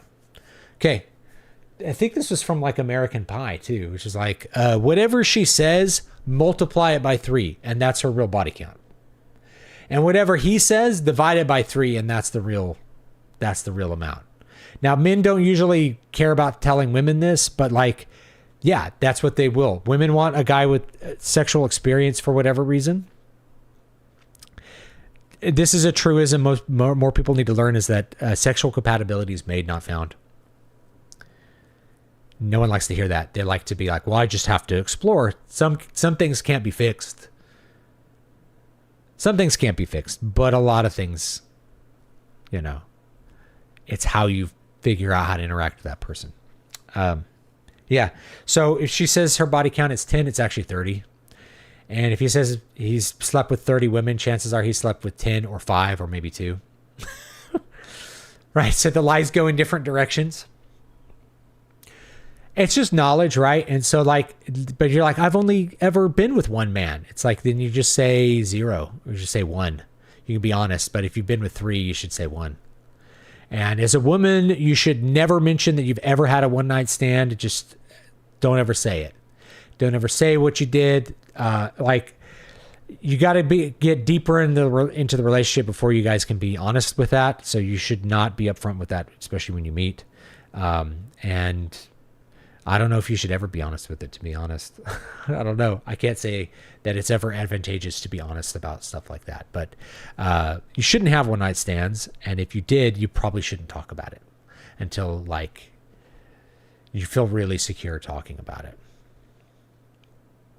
Just caught up to the height part. Stu's a foot taller than me. Am I wrong for not even trying at 5'2" and accepting forever alone status? I just assume I'm filtered for So you got to get physically in. First of all, you got to get great game. So a lot of short guys, I've seen plenty of short guys with amazing women, like models. I would see it all the time in LA. How'd the short guy end up with that hot model? Well, first of all, he has a really good personality. He's really charming. He's really funny. So you just got to work on your personality. And no, that seems crazy. But personality is what it is. Well, no, you just learn to tell good jokes, learn to feel the room, learn how to flirt correctly, learn how to do that, and then make a lot of money. And the height's not going to be an issue. And then when you meet women, you're not gonna pull anyone with online dating at 5'2". You're just gonna get filtered out. So what you should do instead is try to meet women live and in person. And the thing is you can probably just again, it's a numbers game. Just talk to a lot of women. You're going to find women who don't care that you're short. They think you're funny, and then they just are like, well, he's a little short, but he's really funny. And then they'll go out with you. I wouldn't give up. Hell no. Danny DeVito is 4'8" or something. I married a guy close to my 5'4" height. Gain muscle. It'll help. Also, short women are good. Yeah. Just find a short girl and really talk her up and be super charming. She'll like you. Dude, I knew dudes who were actual midgets who got women. So no, height's not going to be the end of it. I knew a dude who had pseudochondroplasia and always had a girlfriend, and the girlfriend was always taller than him. So he was like 4'8" or something. You know? It's cool. He had pseudochondroplasia. It's like achondroplasia is like the dwarfism that's like even shorter. You know, he wasn't like mega dwarf, but he was a dwarf, and he had no problem always having a girlfriend. Now, part of that might be he's able to adjust his standards to get what he can get, and he knew how to play the game. That's probably part of it, you know. But I've seen all kinds of short guys pull models. You just have to have a really good personality, be good looking otherwise, and then have money, and that helps. You just have to be a better package. So if you're 5'2", you're broke, you're fat, you're ugly, you're like Danny DeVito but without an acting career, it's going to be hard. But if you're 5'2" and you're fit, you have a good career, you're really funny and you're smart, and you can know how to talk a girl up, you got good game, it's not going to be a big hindrance. But you have to meet women in person, in my opinion. Now, keep everything I say, keep it with a grain of salt. I'm old. I'm not in this game. I'm just observing, and I'm talking about what wiser people have known, what I've known when I was younger, and like the feedback I get from young people like you. That's just what I'm talking about. So take everything with a grain of salt. This is not like gospel. I'm not trying to black pill anyone. I'm not trying to red pill anyone. Well, I guess I'm trying to red pill people. I'm just trying to give like, hey, if no one was honest with you that like you really need to look good as a man, you really need to look good as a man. Now it's like way more critical, I think, than any other time. But it mattered. It mattered 15 years ago. I know it mattered because I figured out that it mattered for me. You know, I've been the rocker with like the leather jacket, and yeah, you'll pull certain women that way. But if I would have been smart, then I would have just been a normal looking guy that happened to play in a heavy metal band. I would have just looked normal, and it would have been easier because the girls who were into metal would have still liked me. And the girls who aren't into metal also would have liked me. You know. So last I checked, all men's parts more or less compatible with all women's parts. The thing is, there's certain things you can't fix there, and I don't have any advice for if you can't fix, like if it's an anatomical like problem, you know what I mean? You can't fix that. But people have been figuring this out for thousands of years. You know, you're not going to discover new things about the basic reproductive act that we hadn't figured out many ages ago. A don't ask, don't tell policy on body count works best. Yeah, you got to figure out like what, I mean, it matters to men because they're trying to judge the likelihood that person's going to be high fidelity. So this is, I really want to talk about filters, but like a big thing that women don't understand about what do men value in a woman? They're told that men value attractiveness, but that's just filter one. When you get deeper, the most important thing is loyalty. It's so important that if it's not there, you don't have a relationship at all. Men will, if you are disloyal even a little bit, men will question the entire relationship and probably break up with you. And I'm not even just talking about infidelity or something like that. So the body count matters to men because they're trying to judge whether that woman's going to have a fidelity issue or not. How likely is it if she's the kind of person who jumps into bed with someone really easily, then she'll jump into bed with someone who isn't me really easily. She's going to be subject to a lot more temptation. That's the judgment. Women are going to think that way too, by the way. If he's a man who doesn't, he doesn't really have loyalty to past partners, he's not going to have loyalty to me. It's going to be an issue. But for men, like loyalty, if you go back to the ancients, like it was so critical, women weren't allowed to leave the house in ancient Greece because they could get pregnant from another man, which would not only like be a horrible humiliation, it could actually make the gods stop favoring you in your house. The relationship to your household gods is with your blood. And if a woman got pregnant by the wrong man, it could like destroy the house. It could make the gods angry at you. That's what they believed, you know. Tom Cruise is kind of the poster boy for short men that are in high demand among women. Yeah, Tom Cruise looks great, hyper successful, not very tall. Who else is not tall that's been released?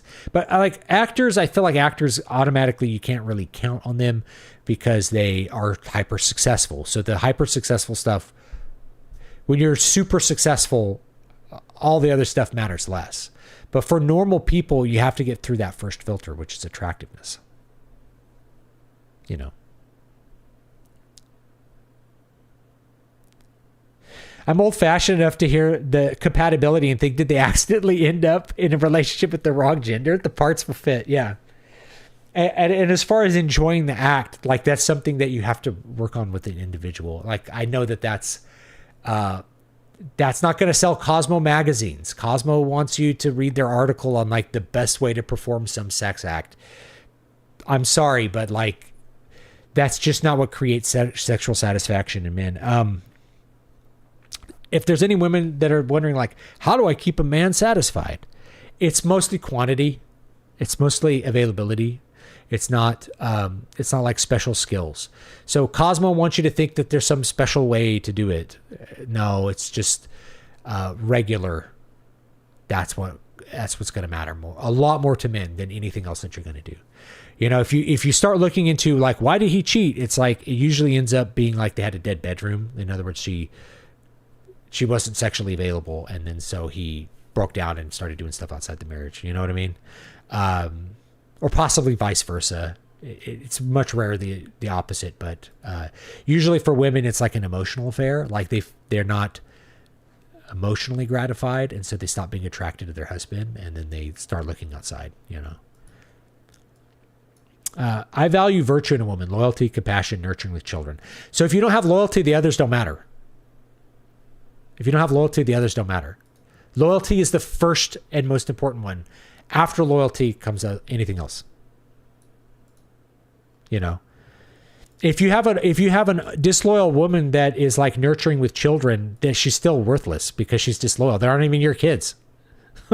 You know, how do you care about how she treats other people's kids? You know what I mean? So like loyalty is really critical to men. Women need to understand that. It's like, it's the most important thing. Women, it's important too. I'm not going to say it's they value it in the same way men do, but women value it as well. Loyalty is really important. What's the point of having a marriage if you're not loyal to that marriage? You know. Unemployed due to health and socially introverted, 37-year-old Peter Pan. I'm a healthy weight at least. I lifted better looking than DeVito, but yeah, I'm not optimistic. Well, fix that. What can you fix? Your health. You can do your best to fix as much about your health as you can. You know. Introverted, that's a choice. I know you feel like your natural inclination is to be introverted. I know it's mine. But introversion or extroversion and how you interact with people is a choice. If you feel like it's uncomfortable for you to come up with words to say on the spot, just use a script. Use a script to talk to whoever. Men, women, doesn't matter. Use a script. No, I'm going to talk about these topics. Treat yourself like you're an autistic child learning how to have social skills. Maybe you are, but like, you know, it's helpful to think about these things. Oh, people like this. People like that. You know, let's figure out what their interests are. Let's ask about their interests. Let's ask about their profession. Let's ask them about this. Now, I'll share this thing that's interesting. I know that I'll listen. If he likes this, then I know what kind of interesting thing to share.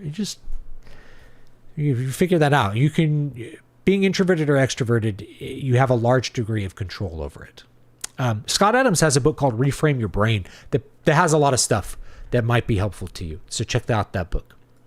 Speaking on loyalty, what are your views on pre-selection? For example, like a woman who goes after a married man.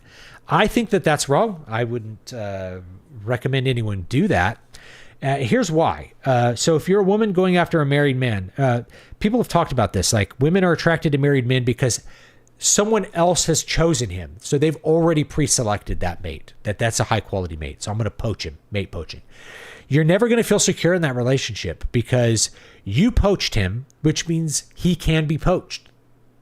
And if he can be poached, you're going to feel a little bit more insecure about that relationship because you're going to worry, is someone else going to poach him for me? You're not going to feel secure in that relationship.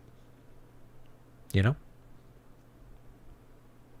Husband says the most important thing is the desire to be there. Yes. For men, regular matters and enthusiasm. Yes. One of the things that helped my introversion was just learning to make small talk with strangers. Yeah, it's big. You can, like I said, just use a script. If you need to get over that hurdle, use a script and then it becomes easy. right? I wouldn't expect you to just be able to play a Beethoven sonata after hearing it or having heard Beethoven sonatas. Use the sheet music, okay? It's okay. Not conversation doesn't just come willy-nilly to people. And you'll find that the people who are really good, people who have the gift of gab, if you're around them a lot, you realize they run the same thing over and over again because they know it works. They know like, oh, this joke kills. I'm going to do this joke, right? Or they know, hey, they'll tend to use the same conversations tactics to new people because it works. It gets people to open up, gets them to feel comfortable, gets them to like you, and then you can start, getting to know that person a little bit deeper. Speaking of Peter Pan syndrome, I've noticed a lot of friends I used to play in bands with or from the local scene really suffer from this badly. Yes, for sure. Musicians. I'm a musician. There's so much to say, though.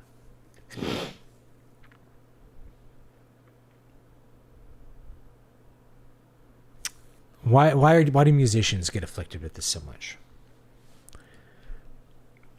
Well, because for a very long period of time, if you're in a band, you're not really making money. It's not a job. It's a passion. And it's a passion project. It's a game. And so the tendency is, and it takes up a lot of time and effort to do that, to think that you can win the lottery on that. Musicians tend to really care about their passion projects, like all artists. And so they tend to leave other things at the wayside. Having a regular job. They're not thinking of like being secure. They're thinking of, I have to achieve this. I have to achieve this. They're obsessed. If they're good, they're obsessed. And if they're obsessed enough, they can probably be successful. But I think a lot of people have the Peter Pan syndrome before they start doing the band thing. The band thing makes them feel like it's kind of a surrogate activity for something maybe deeper that they're maybe avoiding. Not that it's bad to have artistic endeavors, but like it helps them avoid doing the hard work that's necessary to maybe even be a professional musician. Because I've made money playing music. I know what it takes, and it takes a focus on what the audience wants, what the market wants, and being able to deliver that. And there's certain things I don't want to do in music. Like I don't want to be in a cover band. Like a top 40 cover band is the way that you make money. And like a lot of the guys who played in bands in Vegas, like on the Strip, they were in bands that played cover tunes. They didn't play any original music. They weren't artists in the same way that like Kurt Cobain was, whatever ideal you have. So they just, but they got paid to do it because it was playing things that people wanted to hear. That professional mindset is really different from an amateur mindset. Where you're just kind of trying to experiment and hoping that like your thing will be good enough to somehow make money, get a record deal. They're playing the lottery. They're playing a really shitty lottery. And I don't know. I'm not sure why they never seem to grow out of it. But also you're around bars all the time if you're out gigging. So that means like you're around alcohol a lot, you're around partying a lot, and it's really easy to get kind of arrested development from never having that secure routine or just always being around temptation. I can see that. Have you messed with AI music much? No, I don't really have an interest in it. Everything I've heard from Suno is like, wow, that's cool that the computer made that. Now, I made computer music 20 some odd years ago using like Max MSP and stuff like that, where I programmed a computer to generate new music. So I was actually on the bleeding edge of this 20 years ago, though no one remembers what I did because no one gave a shit because it sounded like shit. I might have a recording of a piece I did somewhere where like I fed George W. Bush's inauguration speech into this program, and then it used it. It had a little, I'll call it, it wasn't exactly an algorithm, but it used the sequence of letters for each of those lines to generate notes. And then there was like a random element. So it would generate all these pitches, and then it would operate my pedal board. So as time went on, it would turn things on and off. So it was a really complicated piece that probably sounded like crap, but it was part of my experimental phase. It sounds like shit because it's like, it's not really intended to sound good, and it's not really communicating anything.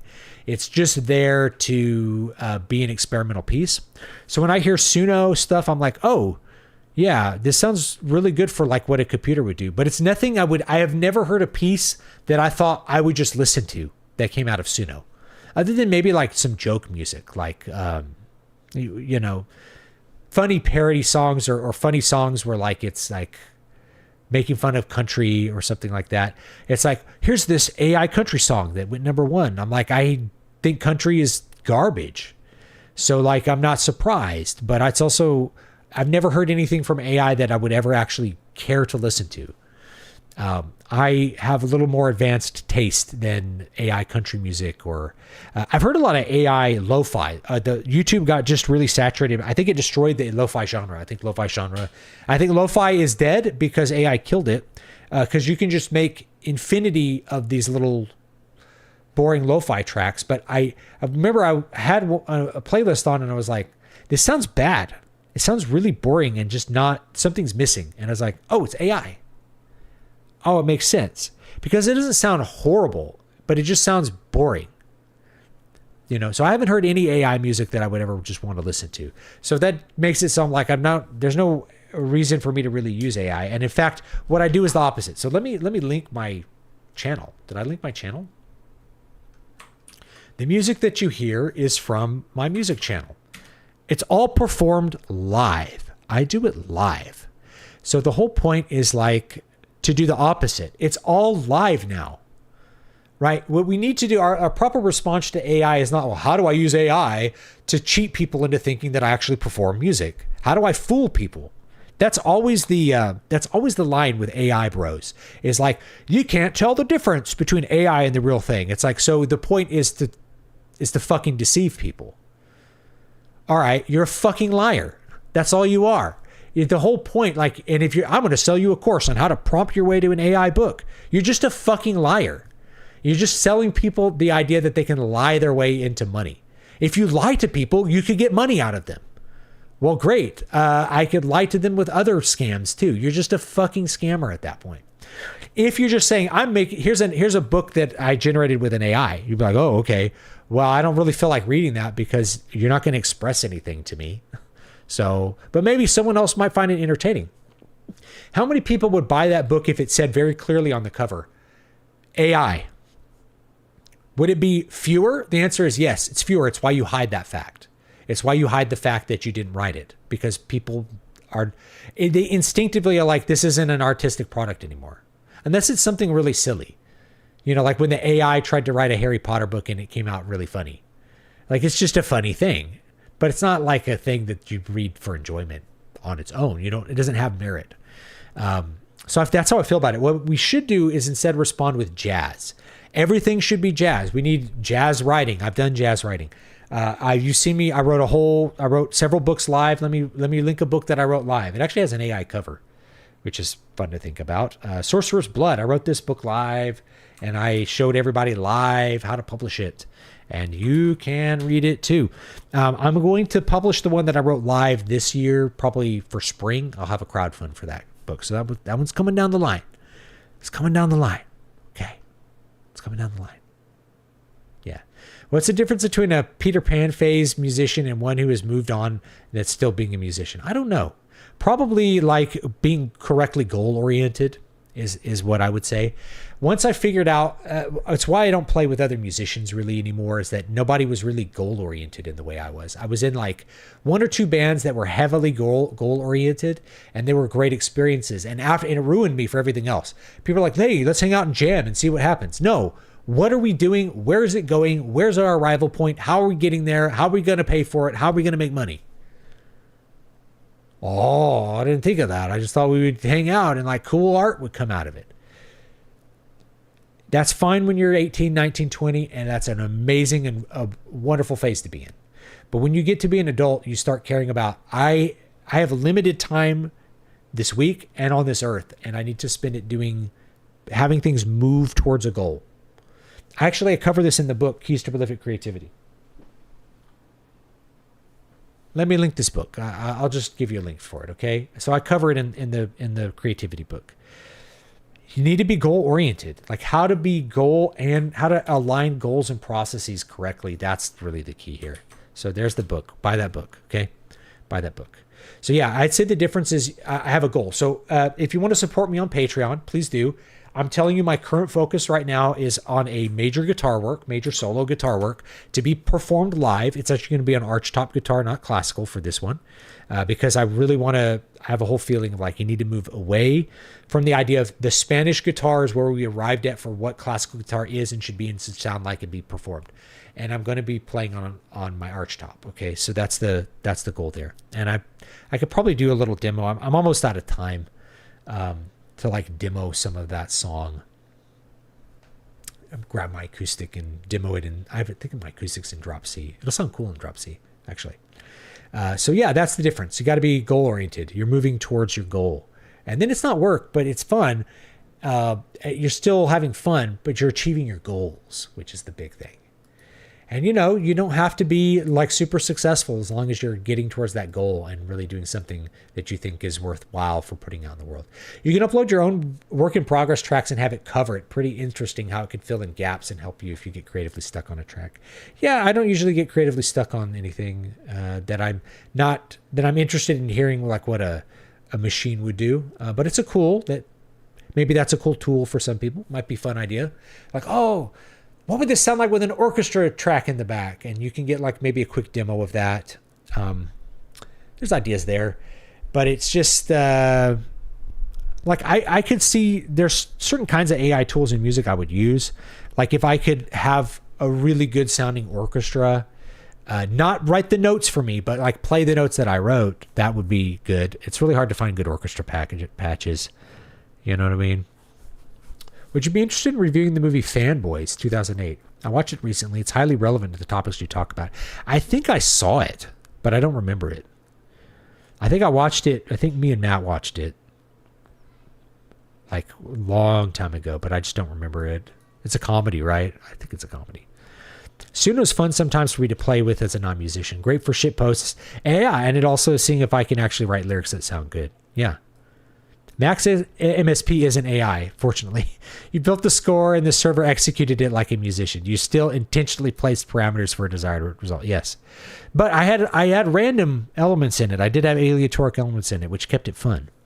I wouldn't say I liked the output as far as like liking it, but I liked it in a postmodern sense. Like the context of it was really fun.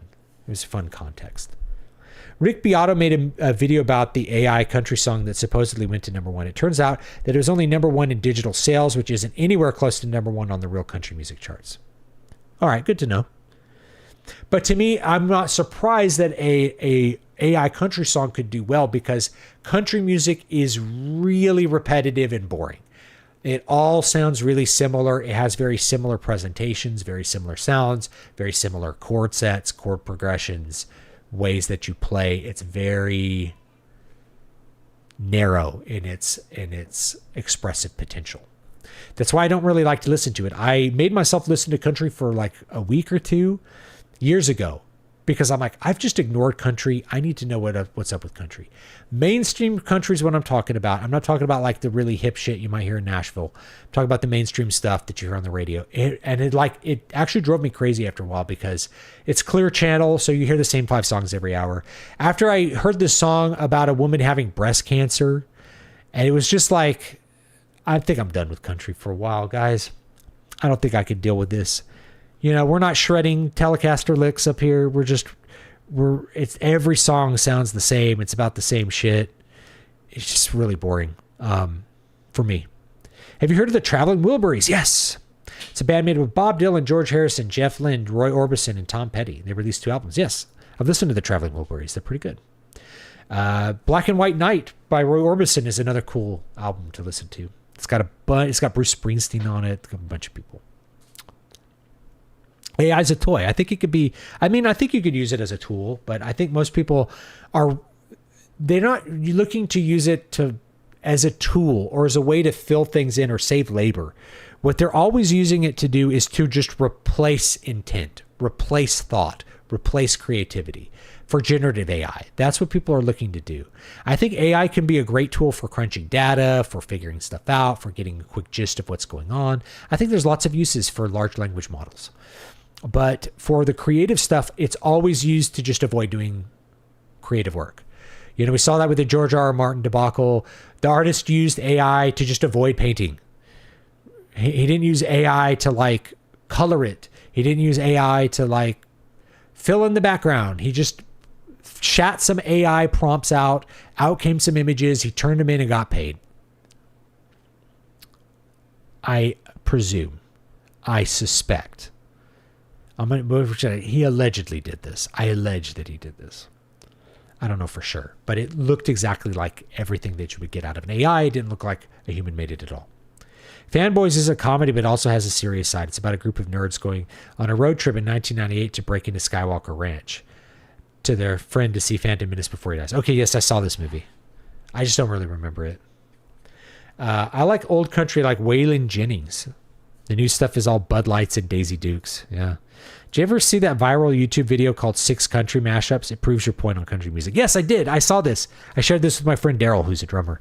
And I was like, yes, this is really funny. It's like, and I saw one that wasn't even 6. It was like way more than that. It was like every song where they say pickup. And it was like pick up, pick up, pick up, pick up. Let me maybe I have it in my messages. I'll find it real quick, and I'll tell you where to find it.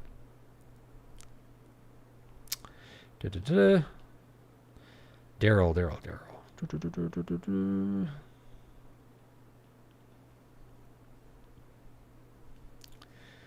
Come on, I know I made a song entirely from 50 country artists singing Cold Beer.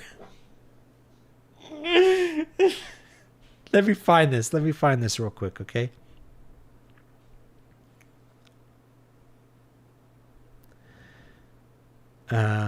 Yeah, okay, let's see. Let's see if I can, hold on, give me a second here. I don't want to get like a copyright claim, so I'll just link the video. Should be my history now. Nope.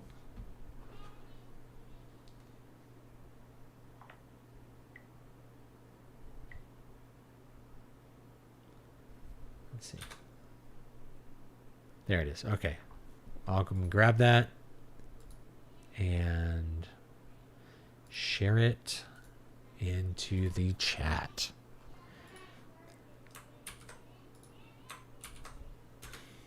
There we go. I played with trying to set up an LLM to be my lore master for my writing projects. What I learned is that LLMs are really dumb unless you baby them, which takes a lot of work. So yeah, I saw something on X the other day. This guy is like, I spent these 4 hours using this crazy method to get this AI to write 4,000 words of my thesis. And I saw that. I'm like, yeah, 4,000 words sounds like a lot when you're a fucking idiot. 4,000 words is not a lot of words, especially if you're supposed to have a mastery of your subject. Thus, you're getting a master's degree and writing a thesis. Okay. You should be able to write 4,000 words on your own about the subject. You shouldn't need an AI to write it for you. 4,000 words is 4 hours of work. So you spent the same amount of work to just avoid writing it, and it's going to be full of AI speak, and you're just a fake cheater. You could have just written the words. It's not that many words. 4,000 words only sounds like a lot when you're really lazy and you're really stupid. Yeah.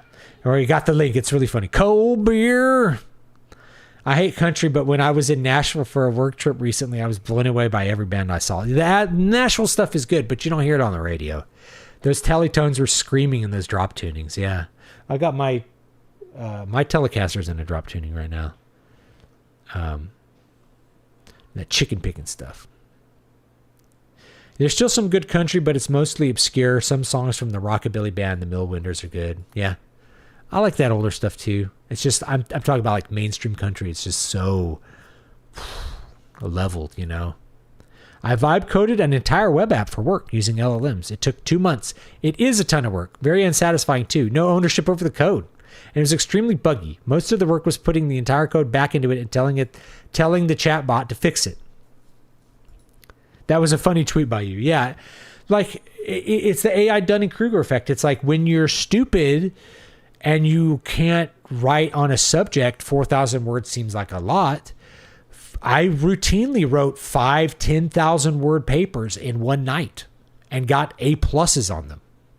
How did I do that? Oh, because I knew what I was writing about. I put in the work to research it so I knew the thing so that I could get a certification. And if you don't know the subject, you don't deserve a certification in it. You don't deserve a master's degree if you don't know what the hell your thesis is about. This is why you actually need oral questions for stuff like that. Okay, tell me about this. And you're like, can I check my phone? Oh, no, you can't ask the AI what to think. You have to tell me about this right now. And they just freeze up and you're like, F, you don't pass. Get out of here. You know? But yeah, 4,000 words is not that much. And that's not even close to what a really thorough master's level thesis should be. It should be a lot higher word count, frankly, and be a lot deeper than something that technically, like an LLM shouldn't be able to write a thesis, or certainly not a dissertation, because you should be doing something new. You should be producing new arguments or new work somehow, not just rehashing what other people said, which is how an LLM would come up with those things, is that they're going to take their data set and they're going to figure out what's likely. And, you know, hopefully you're like pushing, if you're pushing into new knowledge, how are you going to articulate something that doesn't exist in the data set? I don't know. I don't think you can. Maybe you can, maybe you can fake your way. But the whole point is you're faking it. You're just faking it. You're just pretending to do it. Just do it. Like most of the people are spend so much time pretending to do a thing. They could have just done the thing. And then they're not able to properly judge the output because they don't have enough experience in general, right? They're not, if you think that the LLM is going to put out an acceptable thesis, you may not know enough about your subject to really judge that paper. You may not be a high enough level academic to know what academic writing is really supposed to be. So that's possible there too. But yeah, my main point is like 4,000 words is not a lot. You could have just written 4,000 words in that amount of time. Could have just written it. It does help you get started in something extremely quickly, which can feel empowering, but it holds you back because you don't learn fundamentals. Yeah, I think we're going to get off into the bushes talking about, off into the weeds talking about different uses for LLMs. I think there are some. I think what most people are excited to use them for is to avoid learning how to do a thing. And then by avoiding learning how to do the thing, they're unable to judge those outputs. That's the AI Dunning-Kruger effect. So they don't know how to do the thing comes out, they think it looks good, but people who are artists, for instance, know why it looks bad. And the person who doesn't have any experience, like they're incapable of seeing it. They're on the wrong side of that. All right, last comment from George. There's a film in 1981, Bonavac Strahinja, Serb folk hero village was attacked Ottomans. Pasha kidnapped his bride. She succumbed to him, but Orthodox law still condemned her. Mentions infidelity. That's interesting. That's an interesting thought too. Yeah. I wonder what the aftermath for that. I can think of a lot of stories that might deal with that as far as aftermath goes. Anyway, that's it. I think I've linked everything. Make sure you subscribe to the Substack. I write this week's article was on EZOT. It took a little longer to get it out because it was Thanksgiving and I wanted to do other stuff. Subscribe to the music channel and watch me play music live. Oh, Chrome just locked up. Hold on. Here we go. Watch me play music live. I'll do some more this week, and I'm working on a major guitar work, so we'll get some music going right here. Here I am, in fact. Where are we? Boom. Here you go. Me playing a song on my porch.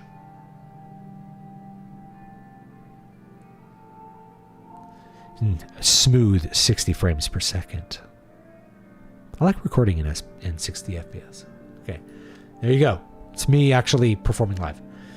So check that out. And Patreon. And once I get these demos, I wanted to do the demos over the Thanksgiving break, but it didn't happen. I think I'm going to record a demo with a click track, which I don't want to do for a classical piece, but it'll help me get the ideas out there quickly so patrons can actually see kind of what's in store for a more final version of some of these pieces that I'm working on, or well, some of these movements I'm working on. So have a great one. I'll see you all next time. Have a great day.